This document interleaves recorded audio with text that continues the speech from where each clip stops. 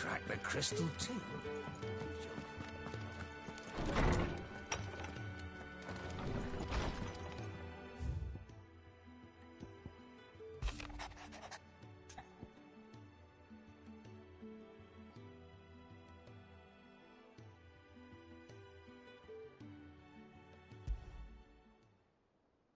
Trouble with the ledgers.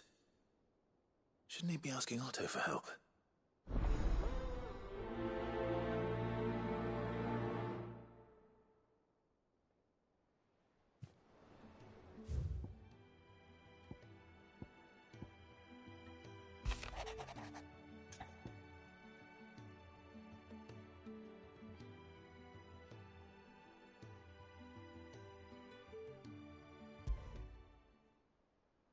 What could be wrong with Torgor? He seemed well enough when I last saw him.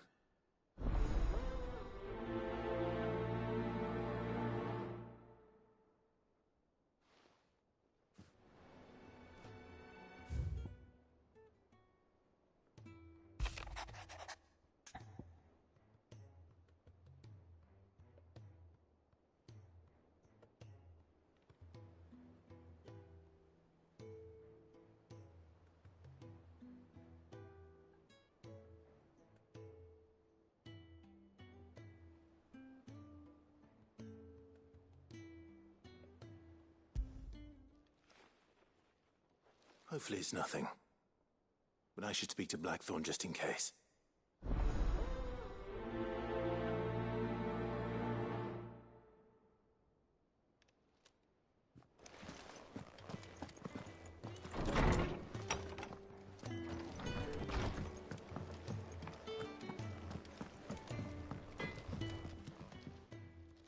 Blackthorn, do you have a moment? Not really, no. This won't take long. I just wanted to ask how you're getting on. August was worried about you, and you might still be doubting your craft, even after learning the trick of that cuirass. Is there something else weighing on your mind? Perhaps sharing your thoughts might help. That bastard's like a dog with a bone. Still, he's got a keen eye, I'll give him that. He's just, well... Karen showed me something. Something I've never seen before. And that was? A sword. An odd-looking thing with a single-edged blade. The metal itself wasn't anything to write home about, but fuck me. The edge on it. You could slice a man clean in two with a weapon like that, and he'd be halfway home before he even realized he'd been cut. So that's what's troubling you? No. Not troubling me exactly. More distracting. Can't stop thinking, how do you get an edge that sharp? It's driving me mad. And if you knew how to do it, we could arm the curse breakers with even better blades. That's about the size of it, yeah. I'll see what I can find out. Sharper swords are always welcome. And we can't have our master blacksmith being distracted. You're a soft touch, you know that. But I can't say I'm not grateful for it. Good luck, eh? Thank you. Let's see what Karen knows about this sword.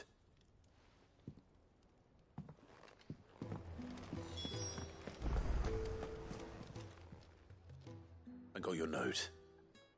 You think something's wrong with Torgor? So you can read. Congratulations. But I didn't say I were wrong with him. I said something weren't right.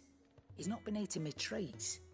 He used to love cracking the bones from Molly's boiled brown, but now he won't so much as look at them. Didn't like him. Which is why I'm of a mind that his mind's on something else. You've not been working him too hard, have you? No harder than usual. Is that it, boy? Do you need a rest? What was it you said he was? A frost wolf? That's what the lawsman seems to think. Then maybe this all has something to do with whatever it is that's woken inside him. I suppose things have been different since Rosalith. Perhaps Hippocrates knows something. Instead of everything, you mean? Perhaps. You're looking well, Karen. What do you want? Out with it. I want to know about the sword you showed Blackthorn. Single-edged and extremely sharp. Running around after him again, are you? I suppose I am, yes. But I need to help him find out how to work an edge like that. It's driving him to distraction. Little wonder, I suppose. There's not many like that make it as far as the twins, and those that do go straight into private collections. Which made it nice and easy finding a buyer. Can you tell me who bought it? Where is it now? You think I tell people who my clients are? Suppose you're not likely to go nicking him off me, are you now? Fine. If you stop mooning at me like that. Lord Ignac's the man you want. Dalmekian bloke. Collects weapons and the like. And he's got more money than sense, which is why he's one of my favourite clients. Reckon he'll still be at the inn in Dalamil, where I left him. Thank you, Karen. Oh, and he's a touch eccentric, if you take my meaning. I appreciate the warning.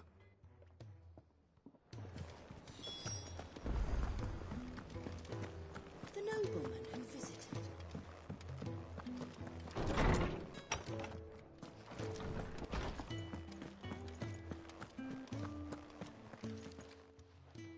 Lawsman, I need to ask you about Torgal. Something's not right with him. He isn't ill, is he? I don't think so. But according to Lady Karen, he seems to have lost his appetite, which is certainly a new development. She says he's hardly been touching his bones of late, and she believes it may have something to do with what happened at Rosalith Castle. I rather think she might be right, though not about his appetite. All canids are instinctively inclined to crack open bones for the rich marrow that resides within, and I see no reason why a frostwolf should be any different. Accordingly, I suspect it is not a lack of appetite that afflicts Torgal, but a surfeit of it. If we assume that his newfound magics require additional nourishment to sustain, it may well be that the bones Lady Karen is accustomed to providing are no longer sufficient. Frostwolves, after all, habitually prey upon far larger animals, whose bones may yield altogether different nutrients. As to where one might find a suitable substitute, some antelopes that graze the meadows of eastern Rosaria have been known to grow to a size more than double that of their lesser cousins. I don't recall ever seeing any that large. And little wonder. The oldest and largest such creatures rarely leave the safety of the highlands for fear of predators. The last elder antelope sighting I recall hearing about took place near Cressida, and that was long before the village was abandoned. Even so, it seems like a good place to start. Good hunting, Clive.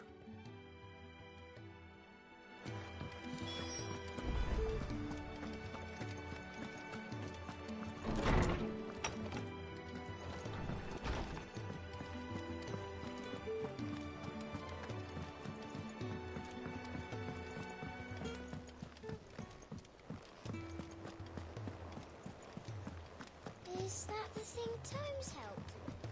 Mid told me she was building a ship. Really?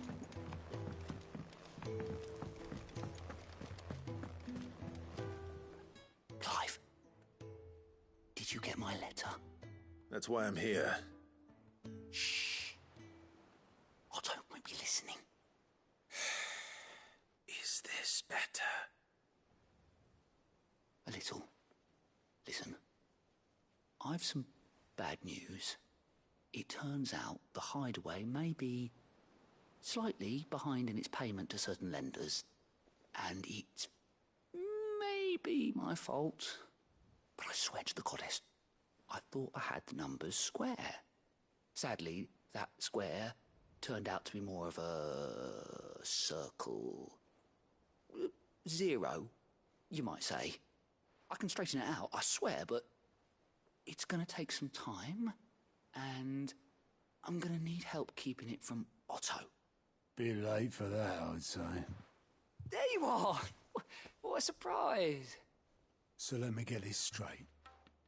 You forget to pay our lenders what they're due, and instead of coming straight to me, you get Clive to come to you. in the hope he'll dig you out of the hole you've dug for yourself. Clive, the man in charge of the place you've been cheerfully trying to bankrupt. And you thought this was a cunning plan. Why? Well, who needs paying? Oh, just Martha. And the dame. And, well, Lady Karen. But only 500 talents. We owe 3 of our most trusted friends 5 million gil. Each. 5 million each. They lent us the bulk of the money we used to rebuild the hideaway, you see, and, well, I must have made some sort of oversight. Those ledgers were my responsibility, and it was my decision to entrust them to you. This is my fault. Do we have that much to hand? I can always ask my uncle. No, we don't. And no, you won't. We've lightened Lord Rosfield's purse enough. After the king's ransom we had off him, he deserves better than to see our begging bowl. Besides, we'll need to learn to stand on our own if we're gonna make this work. All right. But that doesn't mean you have to shoulder the burden yourself. Is there anything I can do to help? There might be. How'd you fancy taking these to Martha and the dame? Rocks. Rocks, he says. Worth 1,000 talents apiece, these are. A little something Sid and I set aside for when times got lean. And I reckon 15 million in overdue debt probably qualifies. I just hope our associates' eyes are a bit more discerning than yours. I'm sure there will be. Should be me making the rounds, really. But you know how it is with this place. Orders to bark, arses to wipe and all that. I know. Which is why I don't mind going in your place. Go. Do you know why I only gave Master Clive here 2 star rubies? Because you'd rather Lady Karen killed me. Because I'd rather Lady Karen killed you. Yes. Well, I suppose this is goodbye then. Don't worry. I'm sure Karen will understand. Really? Do you think so? No, I don't.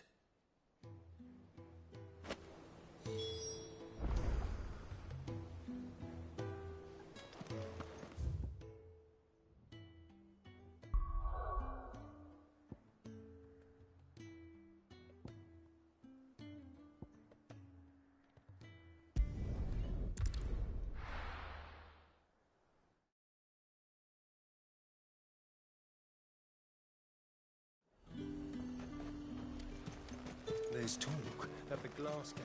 How the hell is anyone supposed to...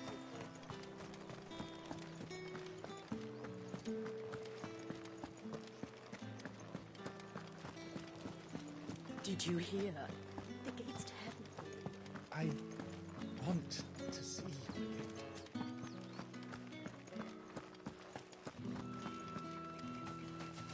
Time was there were great coin sacks swinging from every belt in town. Not anymore. Since the capital moved, they're all shriveled to the size of peas. What am I going to do without sweet water and oil of talc? Milady, I come bearing gifts. Gifts? Whatever is the occasion.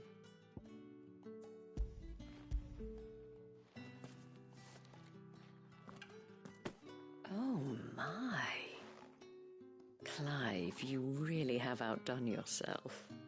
Otto asked me to give it to you. To settle the hideaway's debt with the Veil. And to compensate you for the time it took us to do so. You disappoint me, Clive. I thought you might finally be warming to me. Tell Otto he can keep his baubles. I tried to tell him as much the first time around. The man owes me nothing, nor does the hideaway. My contribution to the restoration effort was made freely and willingly. It was the least I could do. You once told me Sid did you a kindness. I'd like to do the same. Please, accept it. For my sake. And for Otto's. For all of us. For all you've done. It is rather fetching, isn't it? Very well. Otto is lucky to have you, Clive. I doubt anything could ever replace his son. But you and the others at the Hideaway are the closest thing he has to family. Otto had a son. Long ago, yes.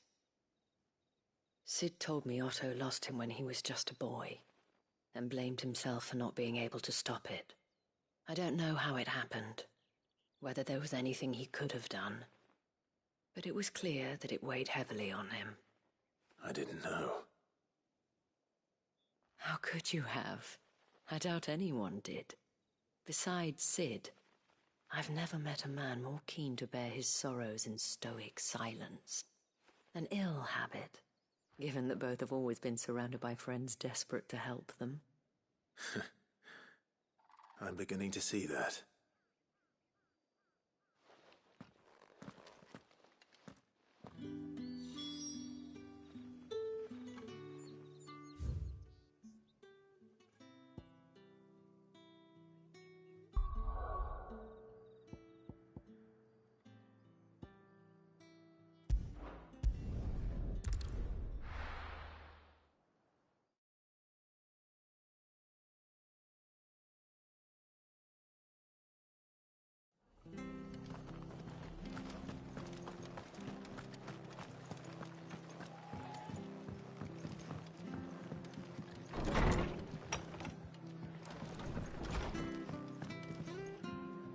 Clive, we weren't expecting you. I wasn't expecting to be here, but it seems we still owe you a considerable amount of coin for your help with our rebuilding efforts. And though I doubt it's what you were expecting, we were hoping you'd take this as payment.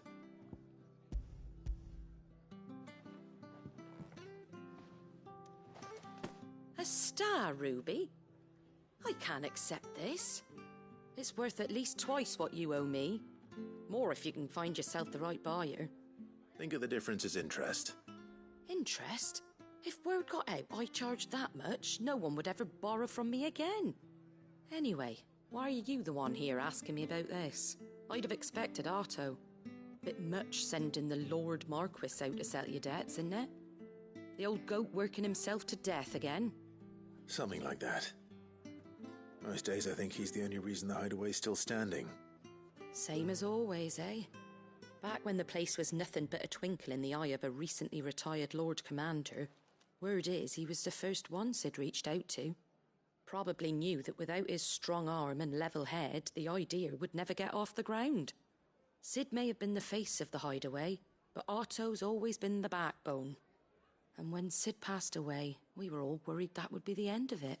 That Otto would just give up. His death was hard on everyone. But it must have hit Otto hardest of all.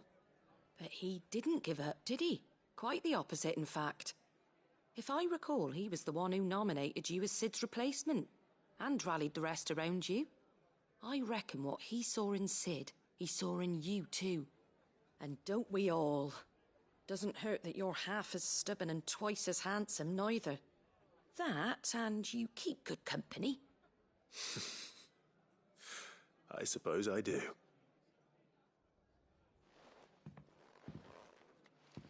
Goat will want to know the stones were delivered. If he's still with us.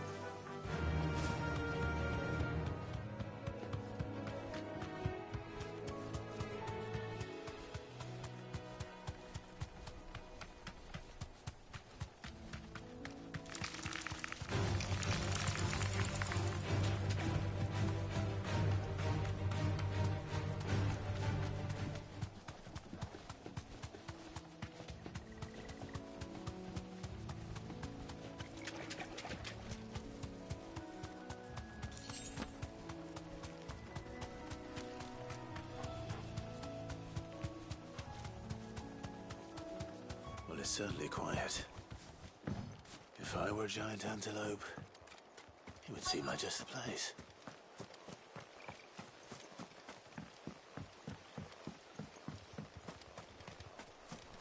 I doubt we'll find one bigger than that. Hungry, Torgal?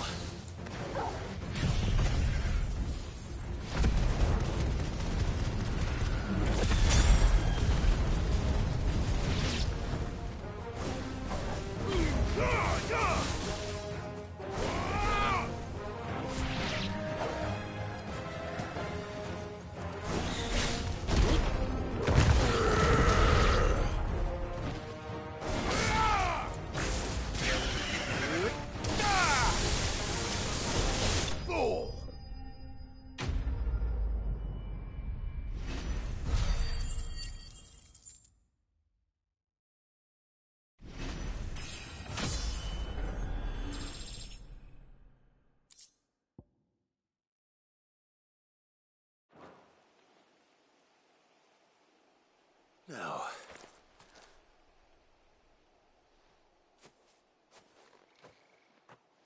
will it be enough, I wonder?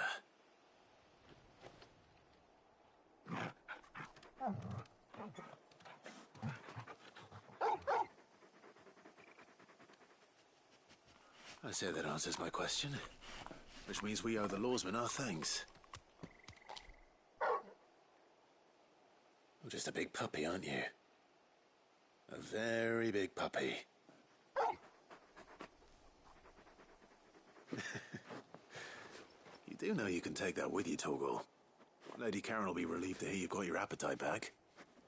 Come on, boy.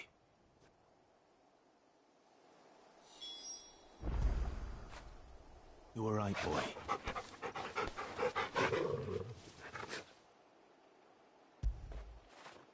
Get it, boy!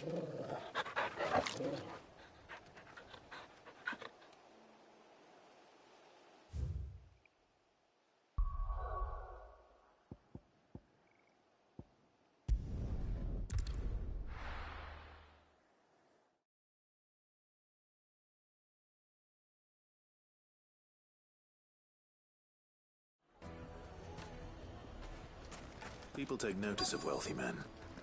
Shouldn't be too hard to track down Karen's collector. Drake's Fang is gone. The whole Mother Crystal gone. What are we gonna do? Calm yourself. We don't know for sure. It could have just been a tremor. Welcome. If you're hoping for a bed, I'm afraid you'll have to look elsewhere. One of our wealthy patrons has purchased the use of every room, hoping to keep out the riffraff, as he puts it.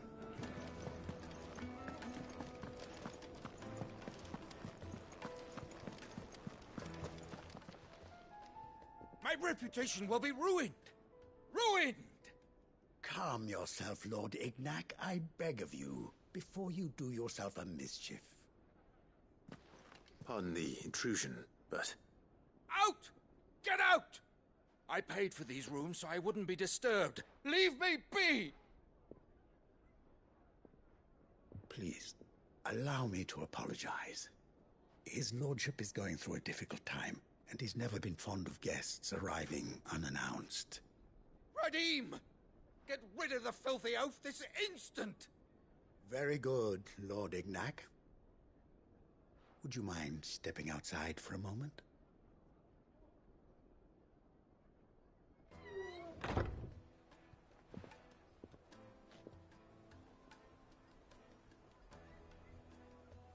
I'm sorry if I've caused you any trouble. That? Oh, no. That's just how his lordship is. Though the morning's events have left him somewhat fractious. He's been dispossessed of his luggage, you see. The thieves also made away with a considerable amount of coin. Coin the innkeeper will soon be keen to collect. I don't suppose a certain blade was among the stolen items. A single-edged sword. It was purchased from a merchant friend of mine. Ah, you know Lady Karen. Yes, I'm afraid it was. Then I'll retrieve Lord Ignac's luggage. But I have one condition. You have but to state it. You are welcome to anything that is within my power to grant. I want an audience with Lord Ignac. A few minutes should be enough. Then I'll be on my way. A condition I would be a fool to refuse. Of course, you shall have your audience. I don't suppose you saw where the thieves went? I did not, no. Though some discreet inquiries made on his lordship's behalf mean that I know where you might find them. The bandit's bed. Every ill-gotten coin in Dalamil is said to pass through that disreputable corner of the Valcroy. And that's where I'm heading. I shall speak to Lord Ignac in your absence, and arrange for an audience upon your triumphant return. That will be very kind of you.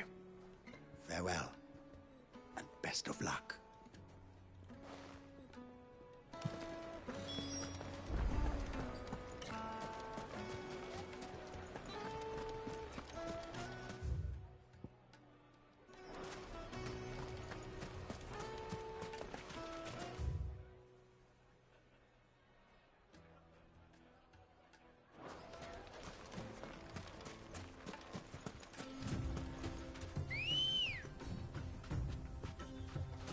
Let's go.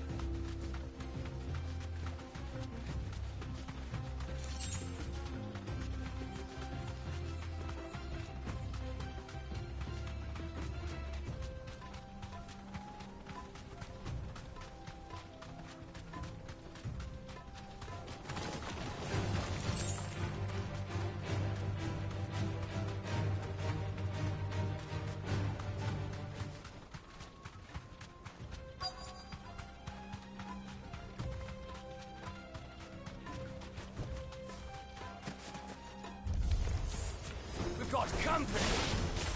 Come on, lads, let's tear the bastard's head off!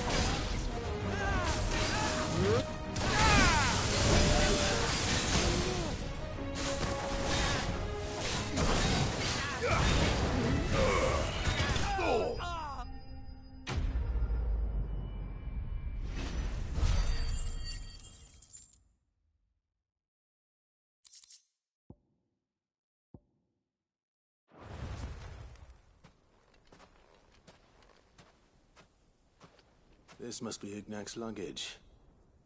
Nothing seems to be damaged. All right. Let's get it back to Dalamil.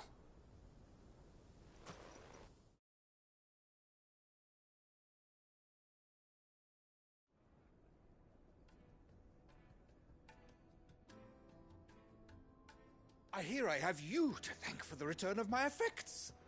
What shall I call you, my good man? Wyvern. Glad to make your acquaintance. A formidable name indeed. Well, Wyvern, I appear to be in your debt. Redeem here tells me you wished for an audience.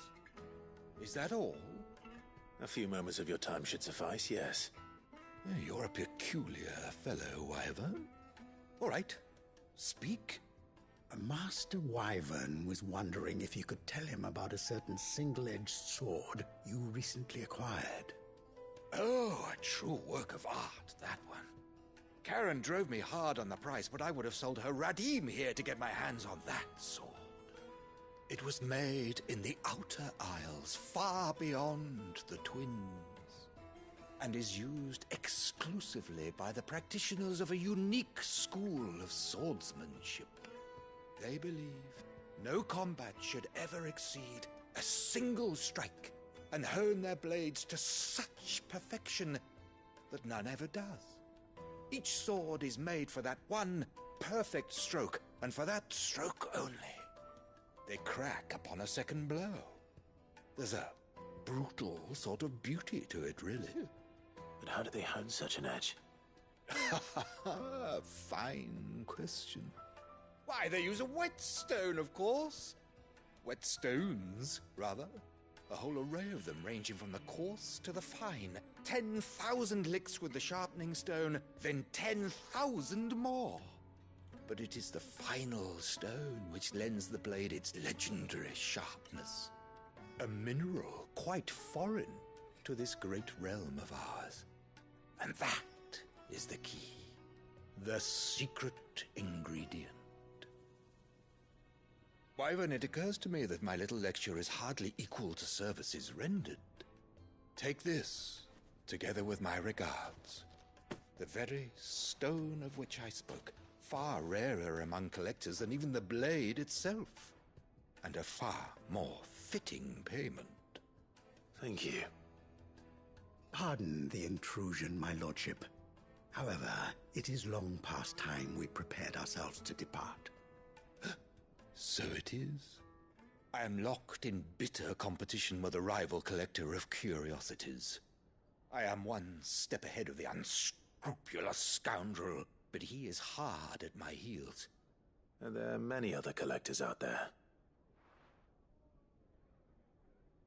Too many to count, but only one do I consider my nemesis. Lord Byron Rosfield. And is a perennial thorn in my side.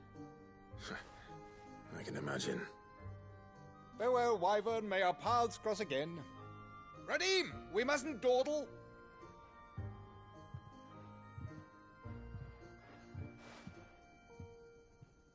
I think his lordship is rather taken with you, Master Wyvern. Thank you again for your assistance. Coming, my lordship. I'll be right there.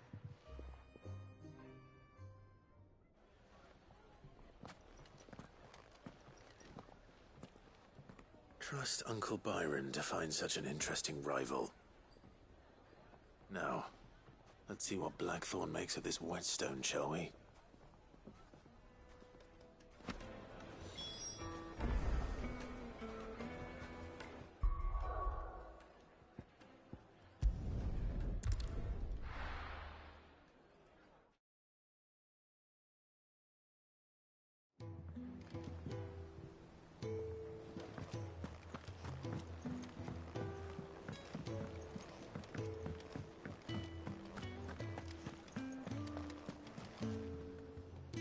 I noticed you and Torgal had gone off somewhere. Take him for a walk, did you? You could say that.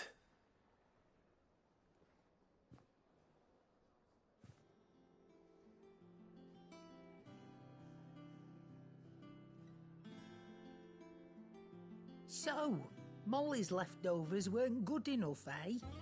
That'll teach me for treating you like you're still a pup. All right, no need to shout. Now we know what you're after, I can see about getting some in. Speaking of which, I brought one for later. Can I leave it with you?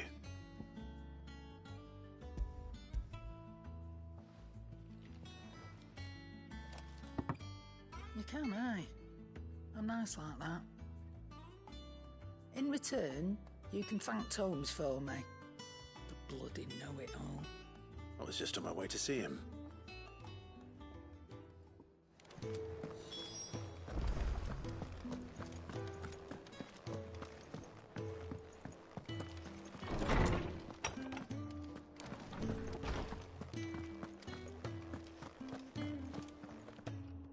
Ah, Clive. Were you able to locate your quarry? We were indeed, Lawsman. You pointed us in exactly the right direction. And Torgal's been a very happy hound ever since. Very good, very good. Lady Karen sends her thanks, by the way, for your part in solving the mystery. Ah. But that reminds me. After your last visit, I found myself pondering Torgal's talents. Do you recall our conversation concerning Lady Jill's role in Torgal's transformation? About how she somehow woke the power within him. Precisely that. A reasonable conclusion, I thought, but one which raised certain questions in my mind.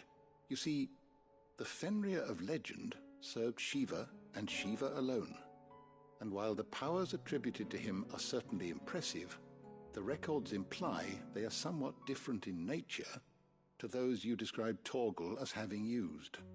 What are you suggesting? That Torgal may be the beneficiary of more than one icon's power. Consider that in addition to Lady Jill, he has served as a loyal companion to you, your brother, and even the late Cid. In short, the icons hitherto near at hand, or should I say at paw, have been diverse and plenty, and that number has only grown as the realm's dominance have fallen to your sword. One can but speculate as to how all of this has affected Torgal. He has seemed more fierce of late. And if I am not mistaken, he will grow fiercer still. We are fortunate indeed to be able to count him amongst our allies and not our adversaries. Oh, he's more than an ally. He's a friend.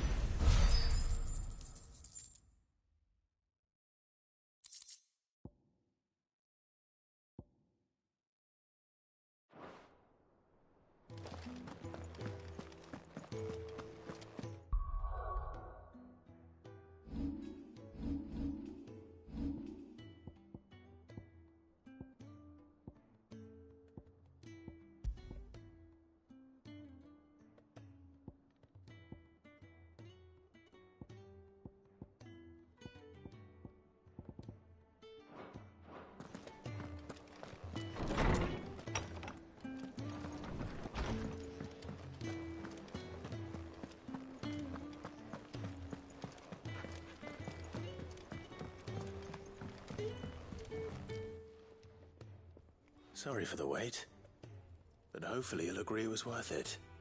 You learned something about that sword, then? I did better than that.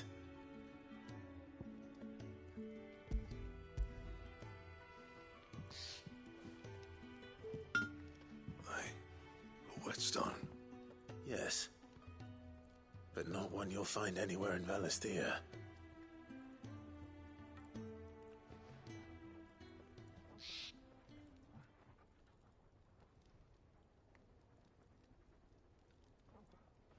No wonder I couldn't get the same finish on the grinding wheel. One hit and all done, eh? Might not be so bad if all you ever fought were duels. But good luck on the battlefield. Your second opponent would be your last, no matter how good you were. Even so, is there some way it could be used to give the Cursebreakers an edge? I think so, yeah. With this whetstone and the right kind of steel, I could probably even make a twin of the blade that rattled me. But there'd be no replacing this little rock once I worn it down to a sliver. I reckon we get a dozen swords from it, if that. Swords that the Cursebreakers wouldn't know how to wield properly, and that would see them through a single fire piece. Nah, no point trying to copy that thing. Be about as much use as a wax anvil. But finishing our blades with a whetstone this fine, now that's something to consider. And what's finer than fallen masonry, eh? Or more hard wearing, for that matter. Just imagine it. Good Valesthian steel with an edge as sharp as any found in the Outer Isles. I won't make a copy now. I'll make something much better. I'm sure the curse breakers will be delighted. Just don't push yourself too hard. Don't you worry about me, Sunshine. I've been working day and night since I was half your age, and I'll still be here when you're long gone. Hey, thanks, Clive. I mean it. I owe you one, August too. It's good to know someone's looking out for me. He'll be happy to hear you said that. And I'll see that my debt to you's paid. First new blade I make's got your name on it. You come and find me when you've got the materials. All right. I will.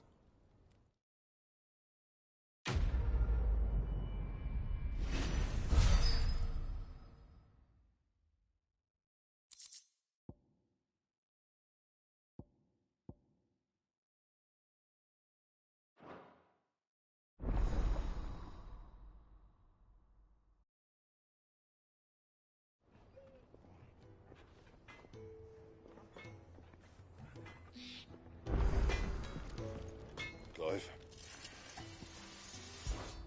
So, what'll it be?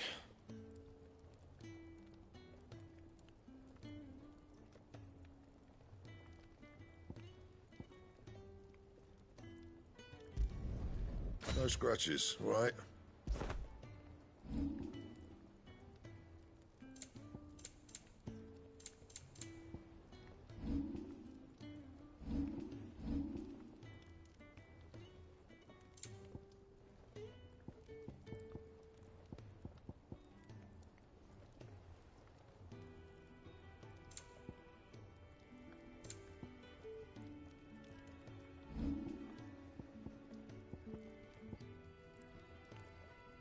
That it? Fine. He cracked red crystal too. Joking. It's no joke. Drake's home is gone.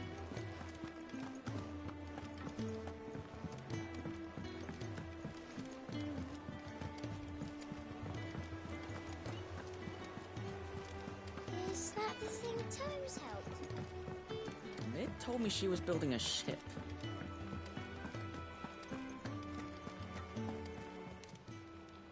Welcome to the Patron's Whisper.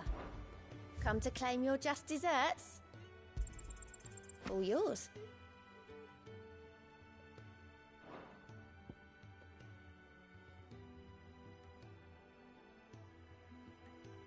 All done?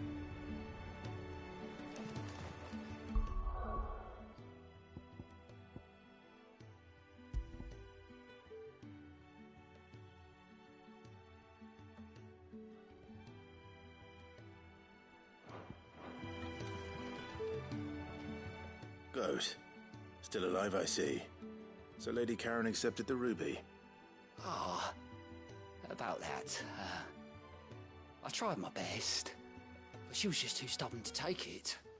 She threw it right back in my face, in fact, and told me I could stick my stupid stone where the sun don't shine. Karen refused payment. I hope it wasn't something I said. I'm sure you were as tactful as ever. Let me see what I can do. Oh, wonderful. I hope you have better luck than I did.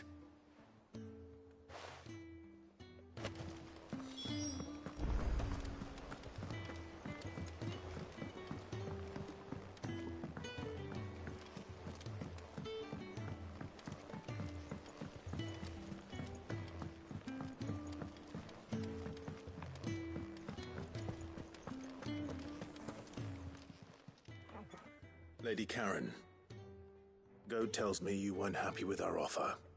Would you prefer the debt was repaid in coin? What debt? I don't recall lending any of you like me hard-earned gil. I may have tossed a talent or two in the Hideaway's coffers, but those were donations, and you can hardly call it charity if you go asking for it back. Of course not. But one good turn deserves another. And our circumstances have changed. Surely you wouldn't shun the gratitude of a pauper who happened to have become a prince. Oh, so you're a prince now, are you? Fine. But I'm selling it and taking what I'm owed, then you're getting the rest whether you like it or not.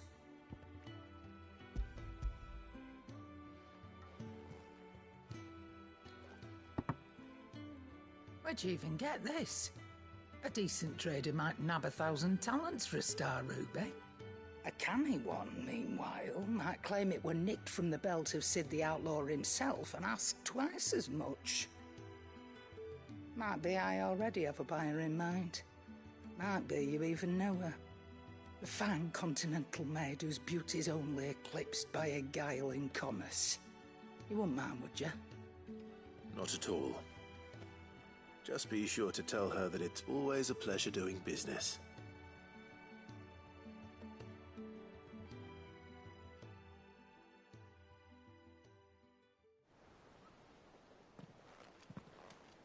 I hear you ended up delivering all 3 stones. Thanks to this lump. I sometimes wonder what I pay you for. Speaking of which, I still haven't been paid last month's wages. Oh, so you remember what's owed to you then? Get your ass behind that disc of yours and don't get up before those ledgers are square. Right away.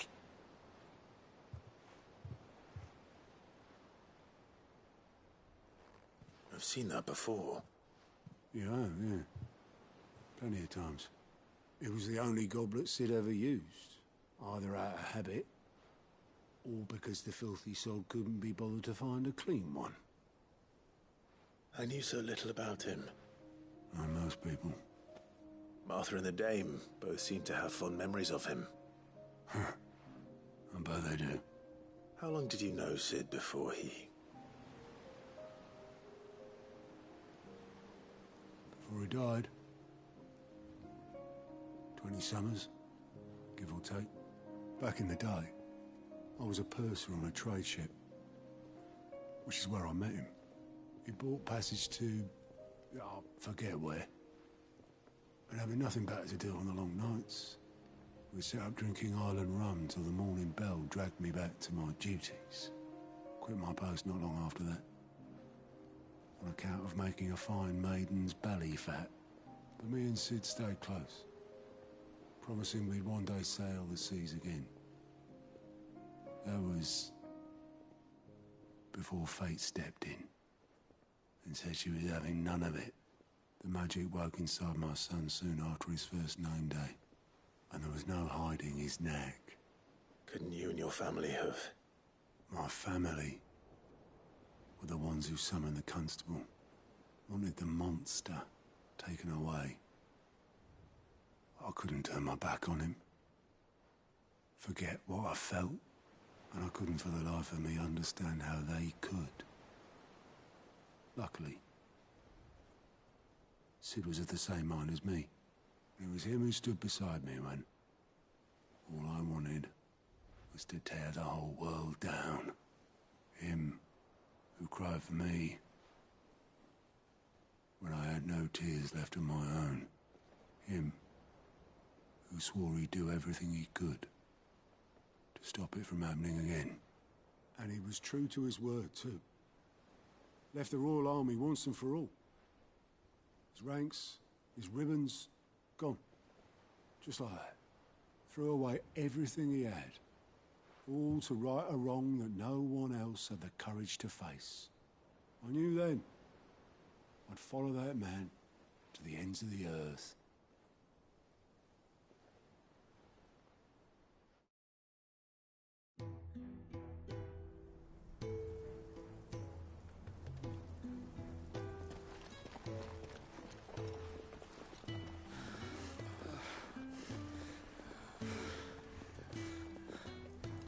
He was always too clever for his own good, was Sid. Saw the world for what it really was, while the rest of us were content to go along with the lie we were shown.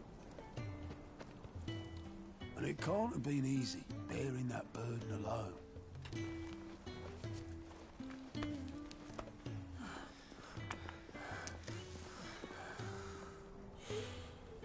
But he didn't let it stop him.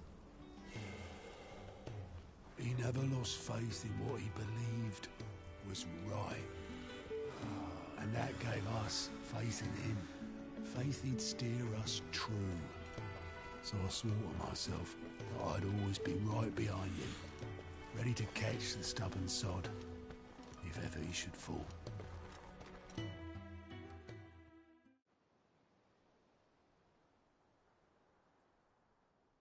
But I couldn't even do that.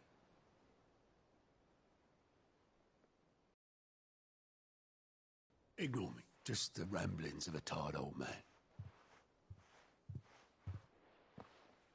Leave that lot. I'll tidy it up in a bit.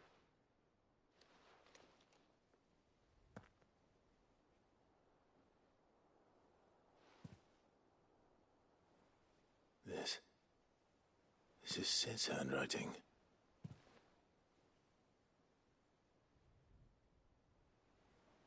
Dear Otto. I may be drunk, but I wanted you to know this place would be fucked without you. I love you, you grumpy old sod.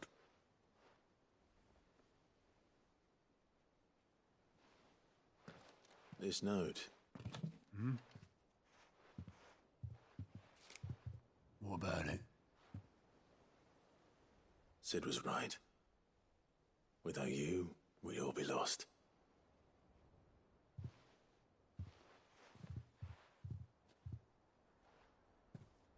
He should have bloody well said so then.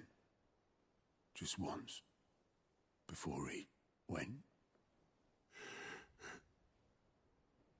But then, why would he? Him, or anyone? I'd only have told him to piss off.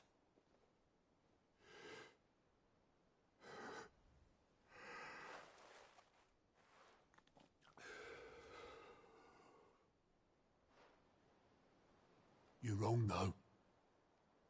Both of you. It was never just me keeping the hideaway afloat. It was all of us. I just shoved people in the right direction. I barely seem to be able to do that anymore.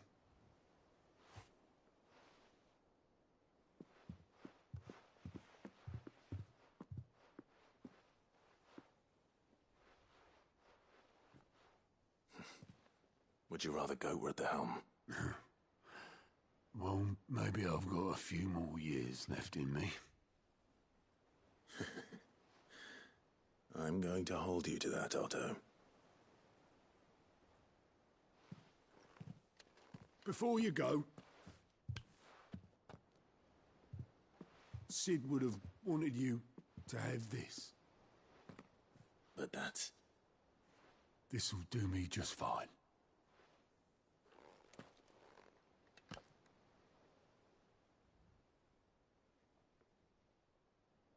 Thanks for the ray of sunshine. I'll see if I can't pay you back. Already have.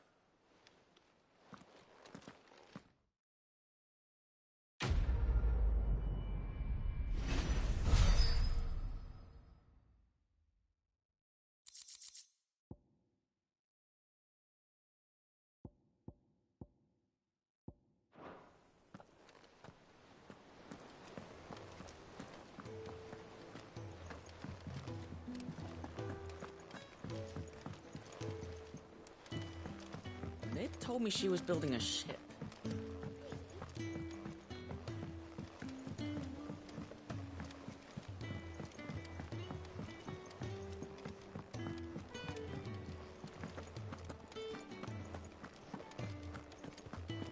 He cracked the crystal too.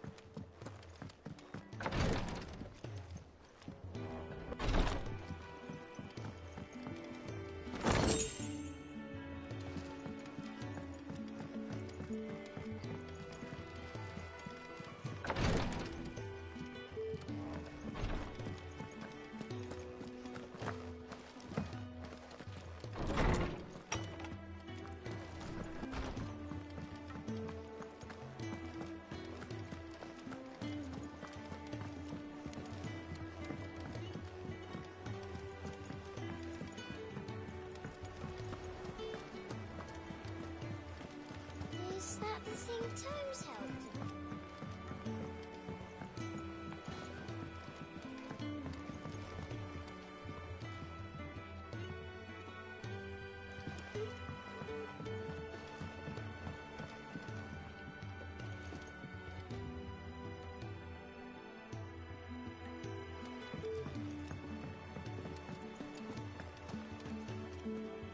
All right, Clive.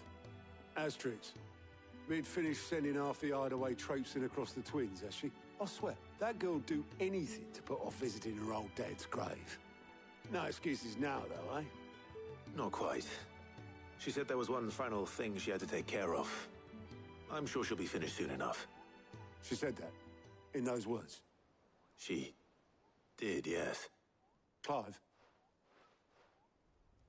Were you born yesterday or something? There is no thing. She'll probably be halfway to Canva by now. Mid. I might still be able to catch her.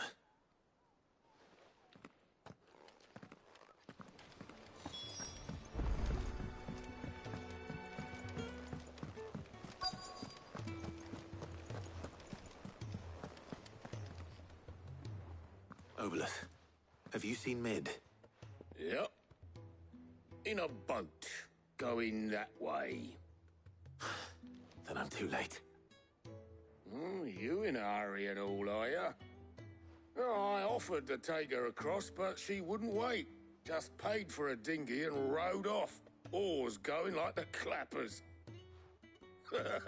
Got some life in her, ain't she? But anyway, I was on my way up to see you, as it happens. Got a letter for you. Urgent, by the sound of it. One of your uncle's men said I was to hand it to you in person, post-bleeding haste. And you're here now. Thank you, Obelith. Don't mention it. What tidings, Uncle?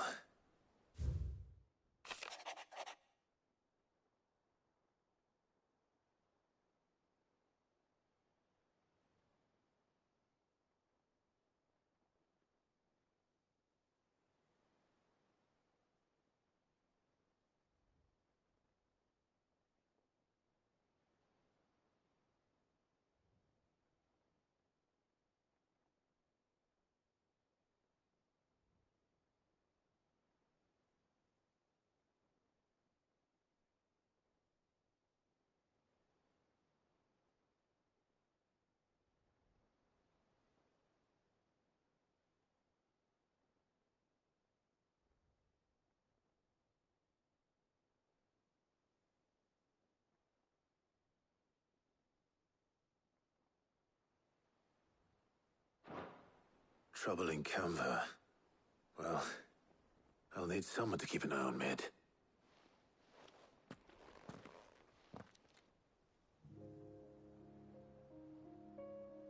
So what? Mid got us to do all the dirty work and then just sailed off into the sunset? It, seems that way. Well, nothing we can do about it now.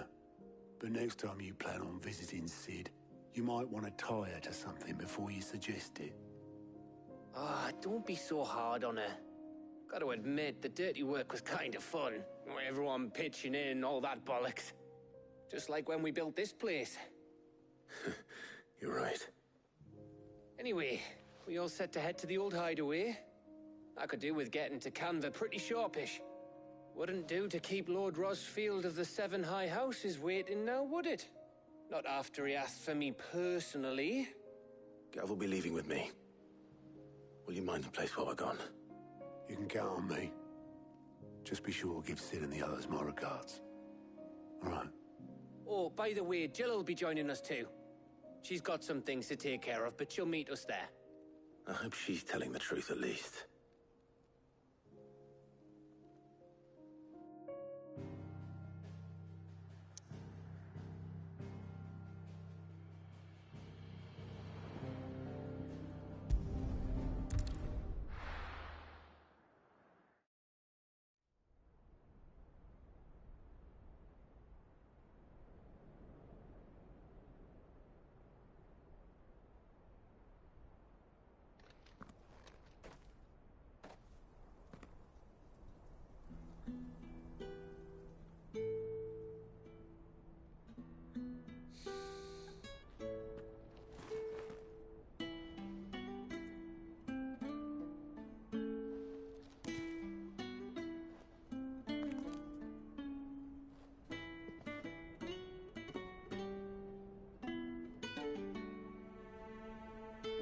Sid.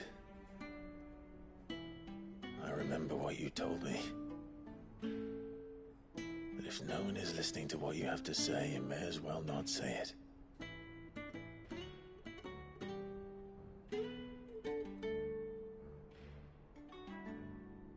But I will say this, old friend.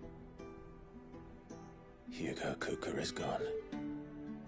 His shadow looms over us no longer. It's a pity the Phoenix can't be in two places at once.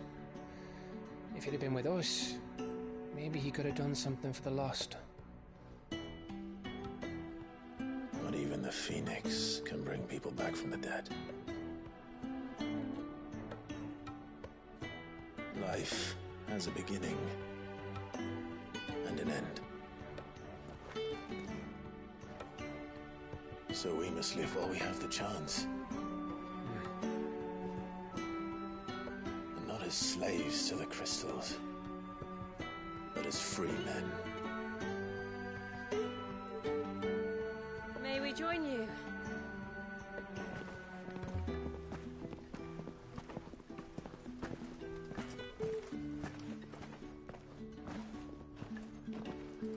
Lady Karen, what a pleasant surprise. I thought I'd drop by and see how you were all doing before heading off to restock my supplies.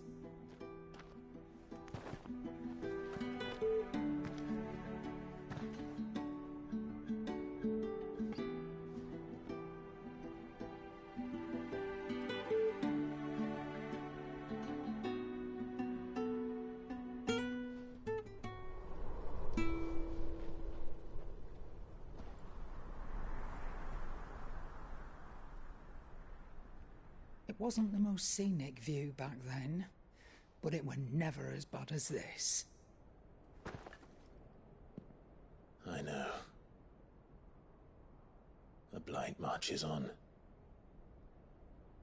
And soon, there will be no escaping sights like these. So our mission remains unchanged. We cannot stop until every Mother Crystal is gone, and their thirst for ether with them. The only one that remains in Storm is Drake's Tail in the Crystalline Dominion. Our next target. We're going to Twinside. It's the capital of the Empire these days. I wouldn't like to think how tightly guarded they've got the place. Not that that'll stop you. But we do well to scout it out before you go charging in. We would indeed. If you're off to the Dominion, you can take this great lump with you. Goods. Oh, I am sorry. Have you forgotten you're the most wanted man in the Twins? I thought you might like to disguise yourselves as the attendants of a travelling trader, assuming you've no better ideas. You wanted to buy yourself some tools, didn't you? Well, now's your chance. You're letting me go? With them? Oh, thanks, Nan! Stop that! You'll break me bones, you great galoot!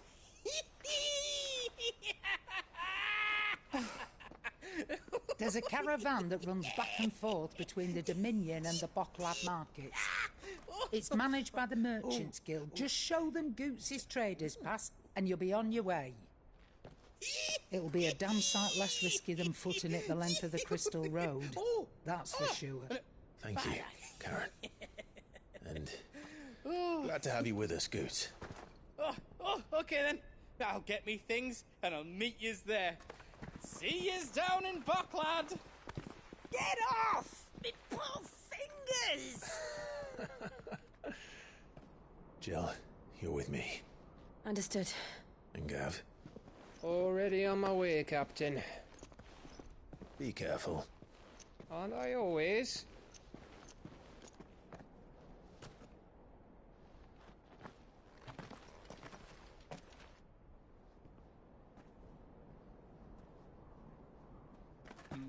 Do you see that, Sid? Your protege's making a proper little outlaw of himself.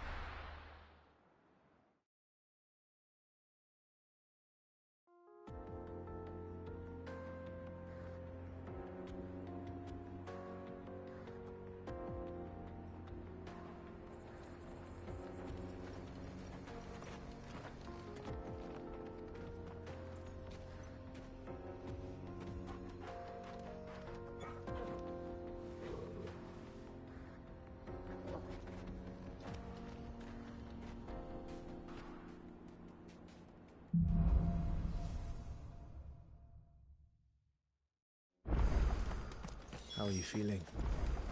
Better. Thanks to Taya. I'm glad to hear it.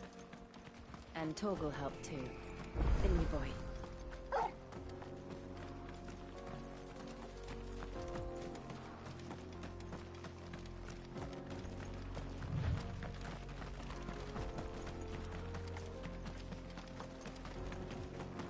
This used to be a trade route for merchants crossing the Scars, till the Republic laid a new road wide enough to let wagons pass, and all official traffic moved there. Leaving this one for those living outside the law. Indeed. I doubt we'll be the only outlaws on the trail today.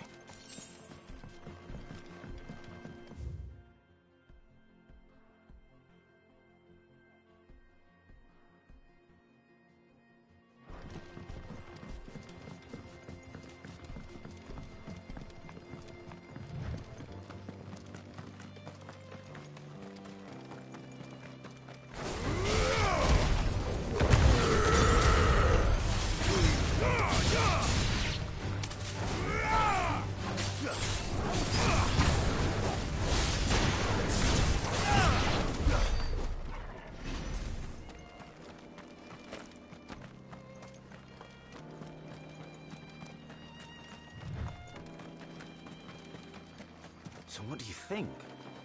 That we'd be lucky to make it out alive. Really? It's as bad as that? Oh, aye. There's trouble up ahead. And too much of it for us to handle. I take it there's danger on the road. Oh, what about this fearsome-looking fellow? You think he'd be equal to the task? Oh, no doubt. Assuming he's willing to hear us out. Well met, friend. My brother and I have been tasked with finding a merchant's missing cart. You seen it by any chance? How does a merchant misplace his cart? Oh, the man's a coward.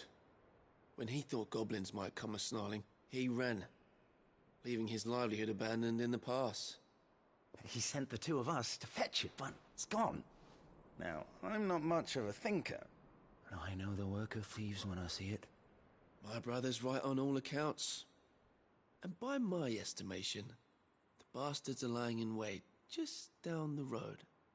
We may have seen our share of action, true, but we've not got the skill in arms to boldly brave an ambush. You, however, have the look of a man who needn't fear a band of backwater ruffians. What do you say? Will you help us out? Chances are they'll come for you either way.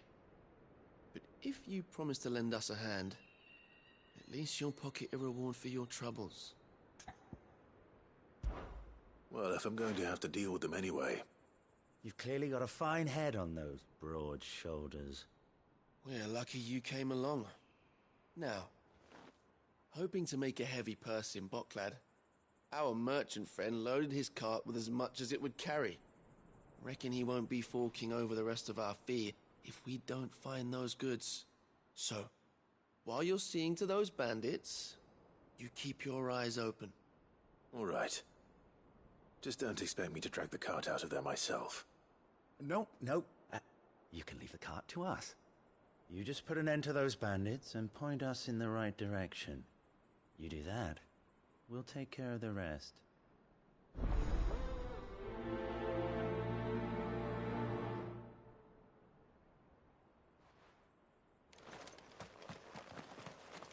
You'll be doing Bocklad a favor if you can clear out that pass. Why, I dare say they'll give you a hero's welcome.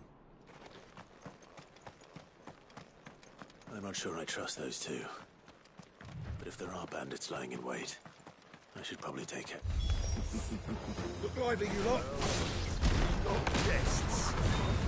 Must be our bandits.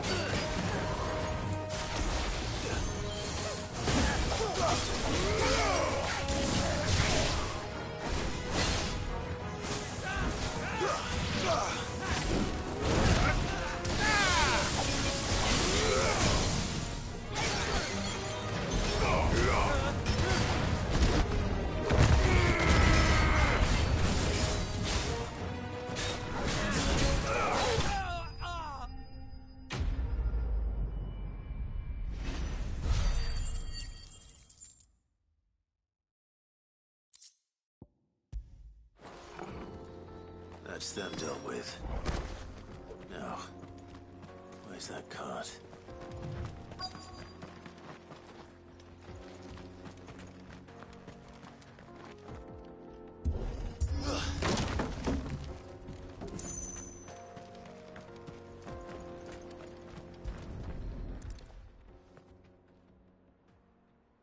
Getting all of this out of here will be a nightmare.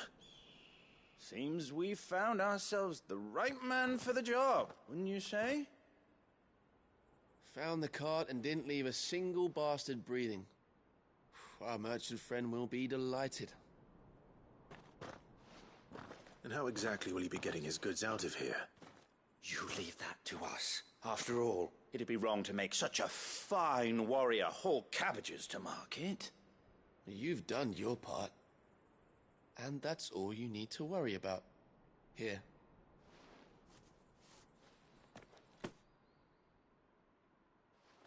It's been a pleasure.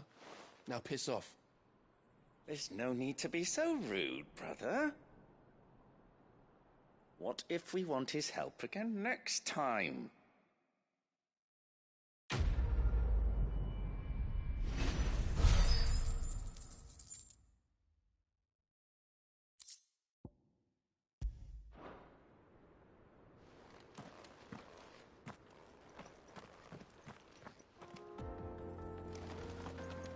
You've had your rewards and you're not getting any more.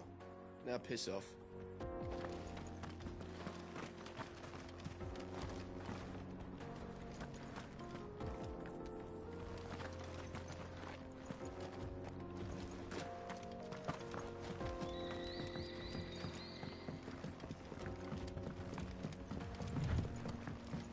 I see the Dalmex lag behind Rosaria when it comes to bridge building. The fallen ruin should hold at least.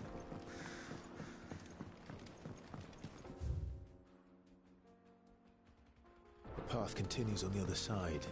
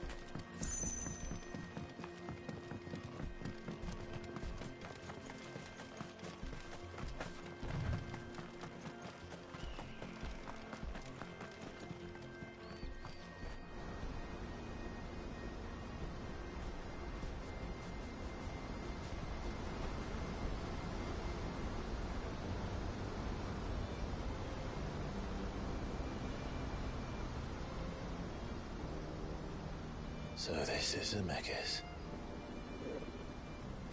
The land of the gods. It's even more impressive than I imagined. I remember being captivated by the story as a child.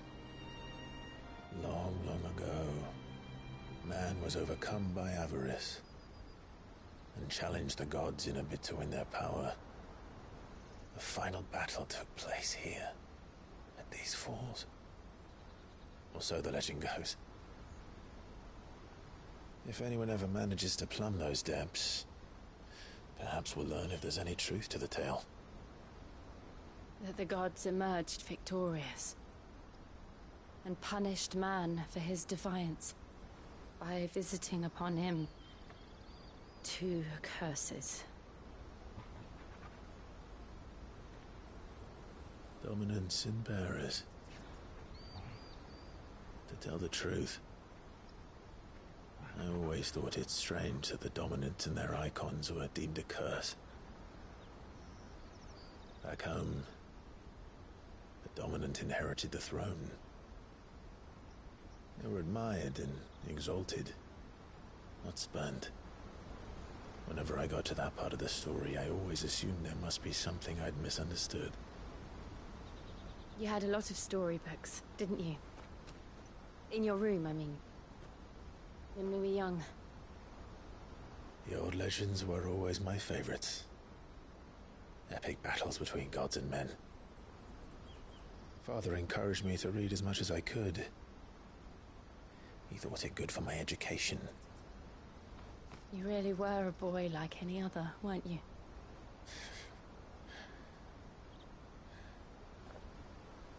Just look at this place. It's enough to make you believe the legends are true.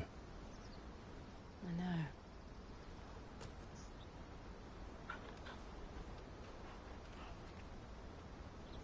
We're not far from Boklad.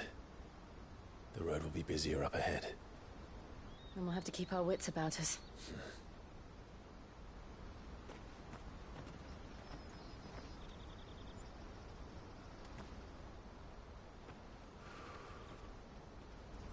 Clive?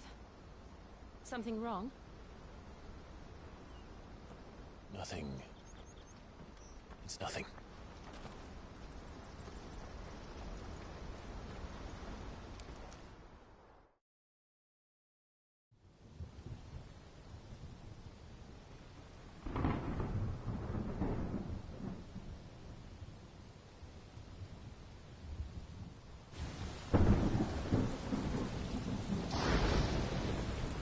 I see the reports are true, Father. You have surrendered the throne to Olivier. I have. Emperor Olivier shall rebuild the Holy Empire of Sanbreque.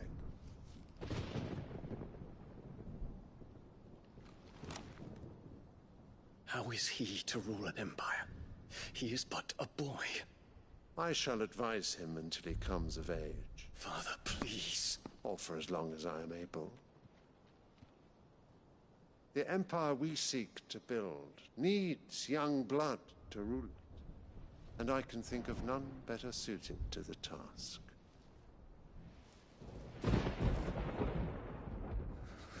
There is other news, Dion. Hugo Kupka is dead, and Drake's Fang destroyed. The pillars of the Republic have fallen. Ere long, the Imperial banner shall fly over every city in Storm. And then, Valisthea. All shall bow before their Emperor. Father, these are the words of a tyrant. They are the words of a god. The Emperor whom I gladly serve. Great Greeker, made flesh.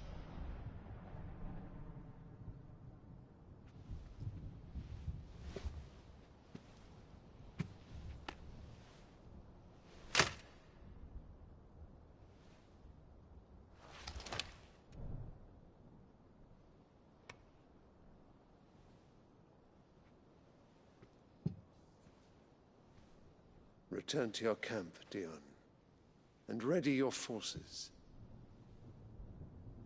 It is time to show the world the true power of Sanbreque. Father. I find you much changed. Is this truly the path you wish to tread? Or are these the ambitions of another? Of Ultima, perhaps? What nonsense is this? I speak my mind, and my mind only.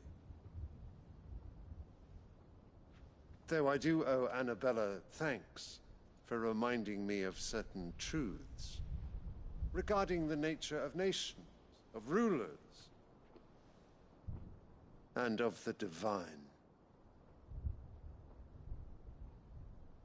You would trust the words of this traitress? She betrayed her country. She slew her husband. You have ever been an invaluable servant to Sambrek, Prince Dion. I trust you will continue to serve your Emperor in the wars to come. The canker! Silence! Insolent wretch! You will bend the knee. All else is heresy. Sire, forgive me. This audience is over. Come, your radiance. The Rowena Syndicate awaits your pleasure. Oh, not another meeting with silly old men. They're so boring. I'm hungry, Father. Can't we have luncheon instead?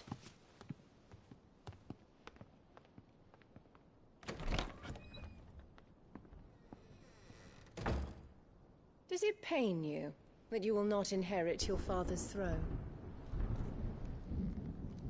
I have suffered worse.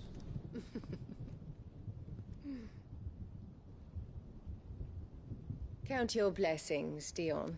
For a base-born child to be chosen by Bahamut is miracle enough. You have risen high on his wings, but you shall rise no higher, lest your impure blood stain the throne. What do you know of my blood?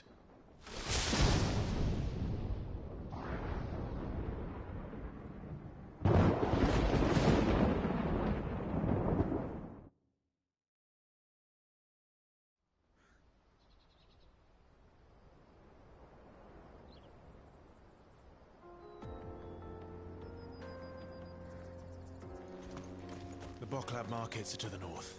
We just need to hug the coast.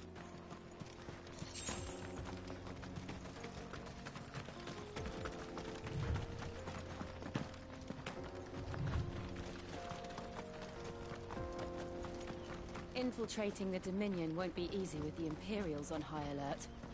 No. His Radiance has lost one capital already. We can be sure Sylvester will do everything in his power to hold on to Twinside. His troops are motoring increasingly armed. But it never seems to end.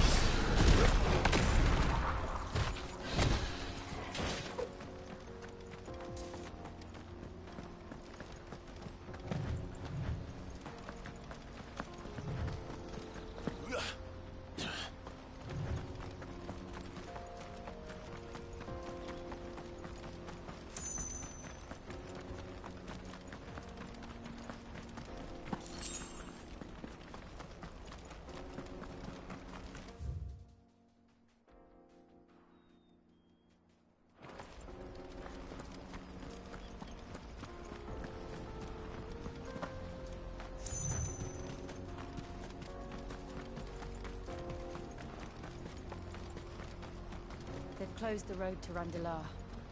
If the siege breaks, they'll need more than this to stop the Imperial legions marching on the capital.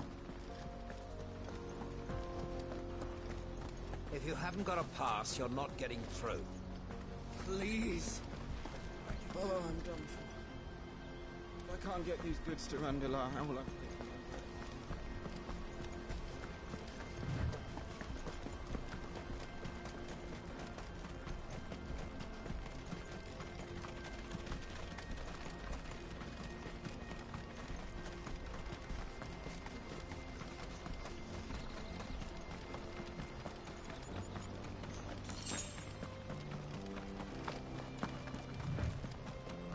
much further to Bokla now.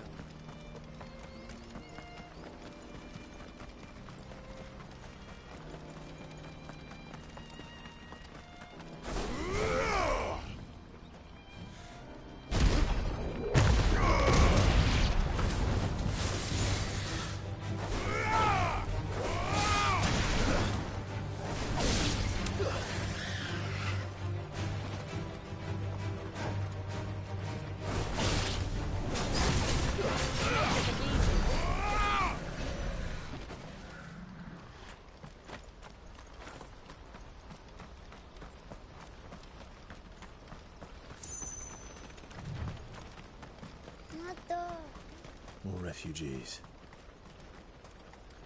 And they're all making for the crystalline dominion. Because they don't know how to live without the crystal's blessing.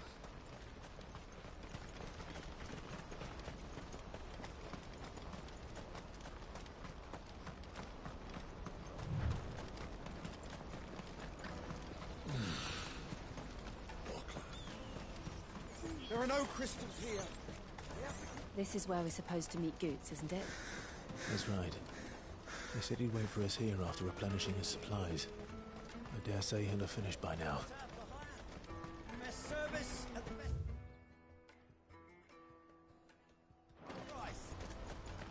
What do you think, girl?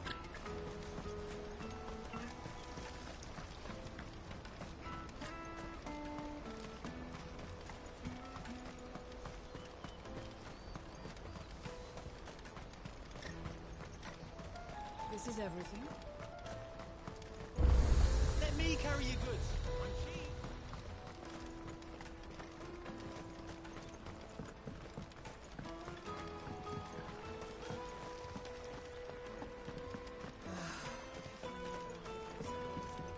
Drake's fangs fallen, would you believe it?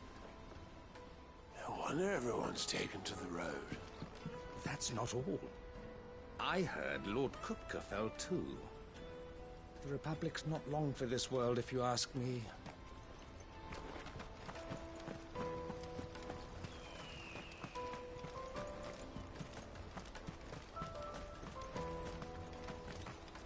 I wish to engage the Crimson Caravan services.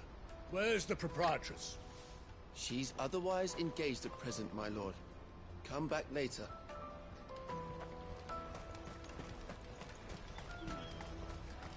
Out of my... You won't find a finer array this side of the strait. You're welcome anytime. Peaches and pears.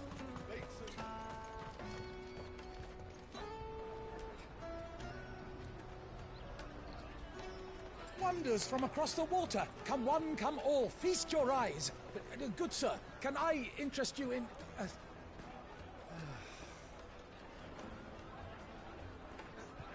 How much? For a measly crust of bread?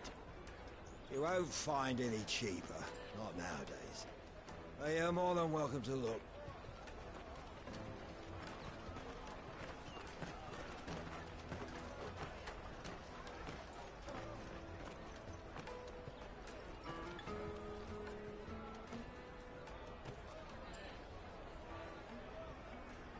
The Empire's unlawful and illegitimate occupation of the crystalline dominion is still in effect. Only those whose business in Twinside has been officially approved by the Republican Army will be permitted to cross the border. All who seek entry are to form a line and ready their documents for inspection. It looks like we aren't the only ones who are eager to leave. And they're checking everyone. Can't you make an Not for the likes of you. We won't get through without that pass. Let's go in and find Good, shall we?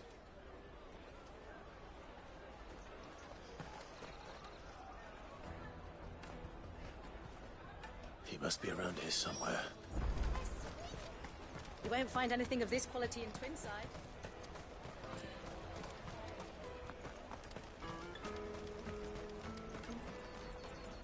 Ah, Good. There you are. Clive, I'm so sorry. Don't tell Nan, will you? Slow down, Good. Just tell us what happened. It's betrayed us, pass. It's gone.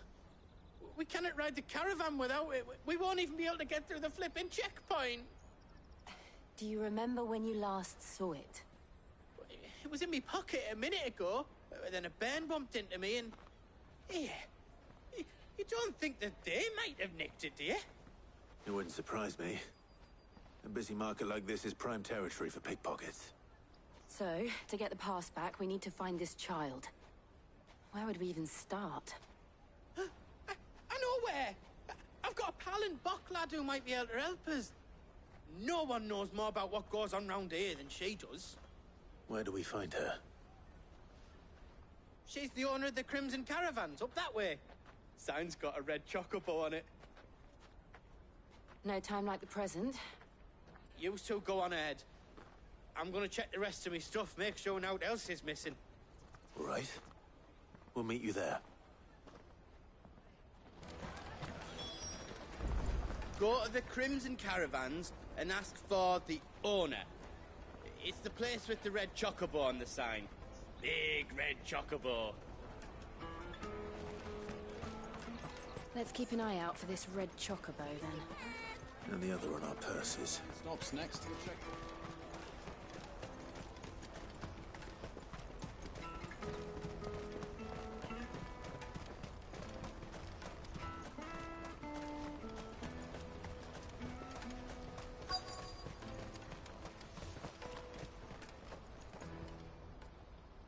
Looking to hire a coach? It's 10 million for a two-birder to the Crystalline Dominion. Take it or leave it. Oh, we're not here for that. Then I bid you good day. Oh, wait! Just don't go, El. He's me mate. As I live and breathe. Goots, what are you doing back in Bocklad?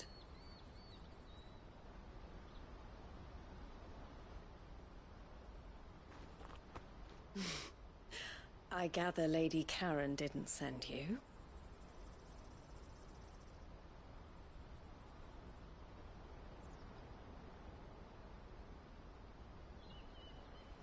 So what trouble have you got yourself into this time? It's me trader's pass. It got stolen. By a little bairn. Of all the... You're the size of a marble. Honestly. Ugh. Goots told us that you know the markets well. Might you have an idea which little bairn could have done this? We don't intend to punish them. We just need our pass back. Then, we can be on our way. I see. So neither of you has a trader's pass either. Not that anyone would take you for traders, but I suppose that's why you came to me, correct? Now, I can't say for sure who took your pass, but I suspect I know why they did it. Let me explain.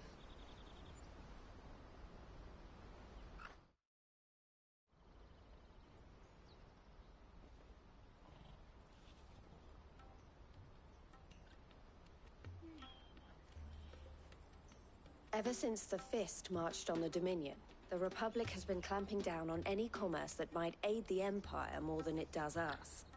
Which means traders' passes have gone from being merely a way of easing one's progress to being essential if one wishes to cross the border at all. And with demand outstripping supply, they've become a precious commodity, leading some to seek to acquire them by less than legitimate means. So the children are stealing passes to sell on the black market? Yes, and no. Passes are inscribed with the names of their owners, and yet none of the victims' names have appeared on the register of those passing through the checkpoint. Which means? That someone is doctoring the stolen passes. The same someone who is encouraging the children to steal them. And the same someone who has Goots' pass, no doubt. Whoever they are, they're ruining the livelihoods of honest merchants, which is why we've decided to take a stand. Will you stand with us? You want to get your pass back, and we want to ensure that no more are stolen. catch whoever's behind it all, and 2 birds shall be slain with a single stone. Is there any other way of getting to the Crystalline Dominion goods? They won't let you in if you're not with the caravan. It's that, I don't know, try swimming across the strait. But the guards will definitely spot you if you try and do that. Like, we don't want to get spotted, right? So either we find the people who took the pass, or give up all hope of entering the Dominion. All right. We'll help. Thank you kindly. But I don't know your name. Eloise at your service. Clive. A pleasure doing business with you, Clive.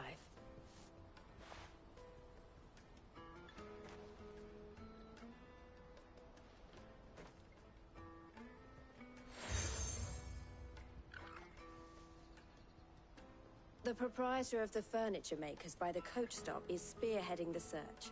Wear that, and he will know you for a friend. I suggest that you speak with him first. The furniture makers. Understood.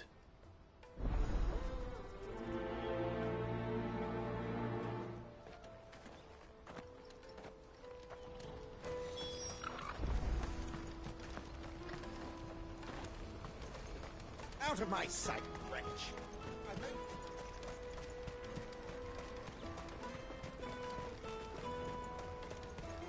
Come on, come on! Jug of snake spit for the road? The caravan stops next to the checkpoint. Are you the furniture maker? Looking for something in particular?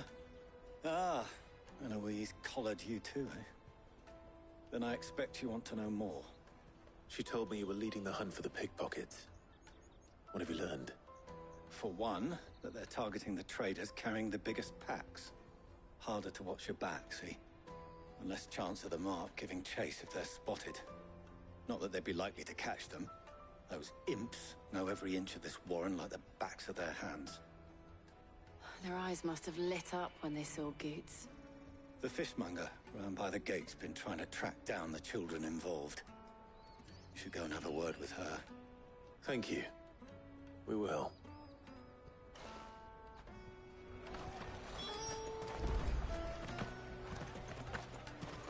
Have a word with the fishmonger back there by the gate. She's been looking into who the culprits might be.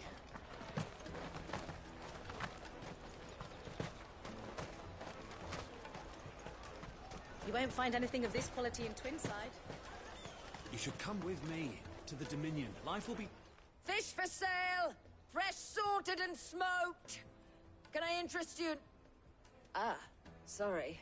Message from Eloise, is it? She's asked me to help her. To help you find the pickpockets. Is that so? Suppose I better tell you what I know, then. For one, this isn't a family operation. All the traders say the children who stole their passes were dirty, dressed in rags. Street urchins, by the sound of it. We get a lot around here. Orphans from the wars. A few, perhaps. You saw the refugees gathered by the entranceway? They're all looking for a new start in the Dominion and beyond.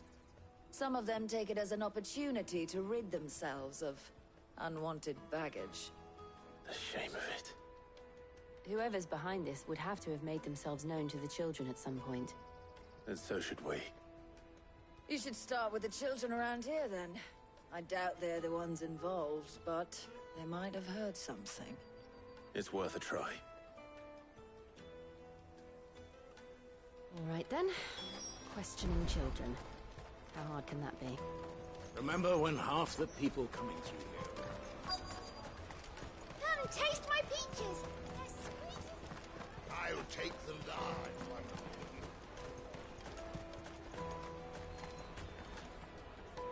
Do you have a moment? What do you want? What I want is to know who's asking children like you to pick pockets. I don't know. Nobody's asked me. What's picking pockets? Do you get paid for it? No, you get in trouble for it. So if they come calling, you know what to tell them.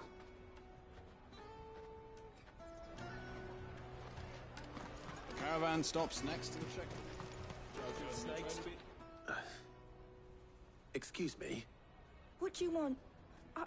I don't have any money. It's all right. We're not going to hurt you. We just want to talk.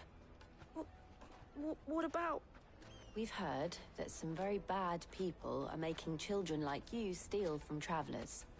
We need to know who's behind it so we can stop them. I don't know much about it, really. But my friend, Honza, he said he got a job. Doing something dangerous. Sounds promising. We need to find him and ask. Do you know where your friend might be? He's usually by the tents outside town. Thank you. You've been very helpful.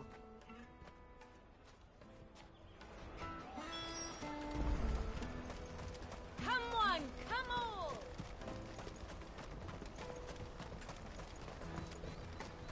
Peaches and pears. Let me carry your goods. I'm cheap.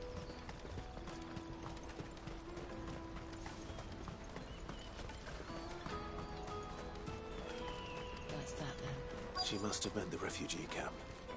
Let's hope he's still nearby. Daddy, I'm hungry.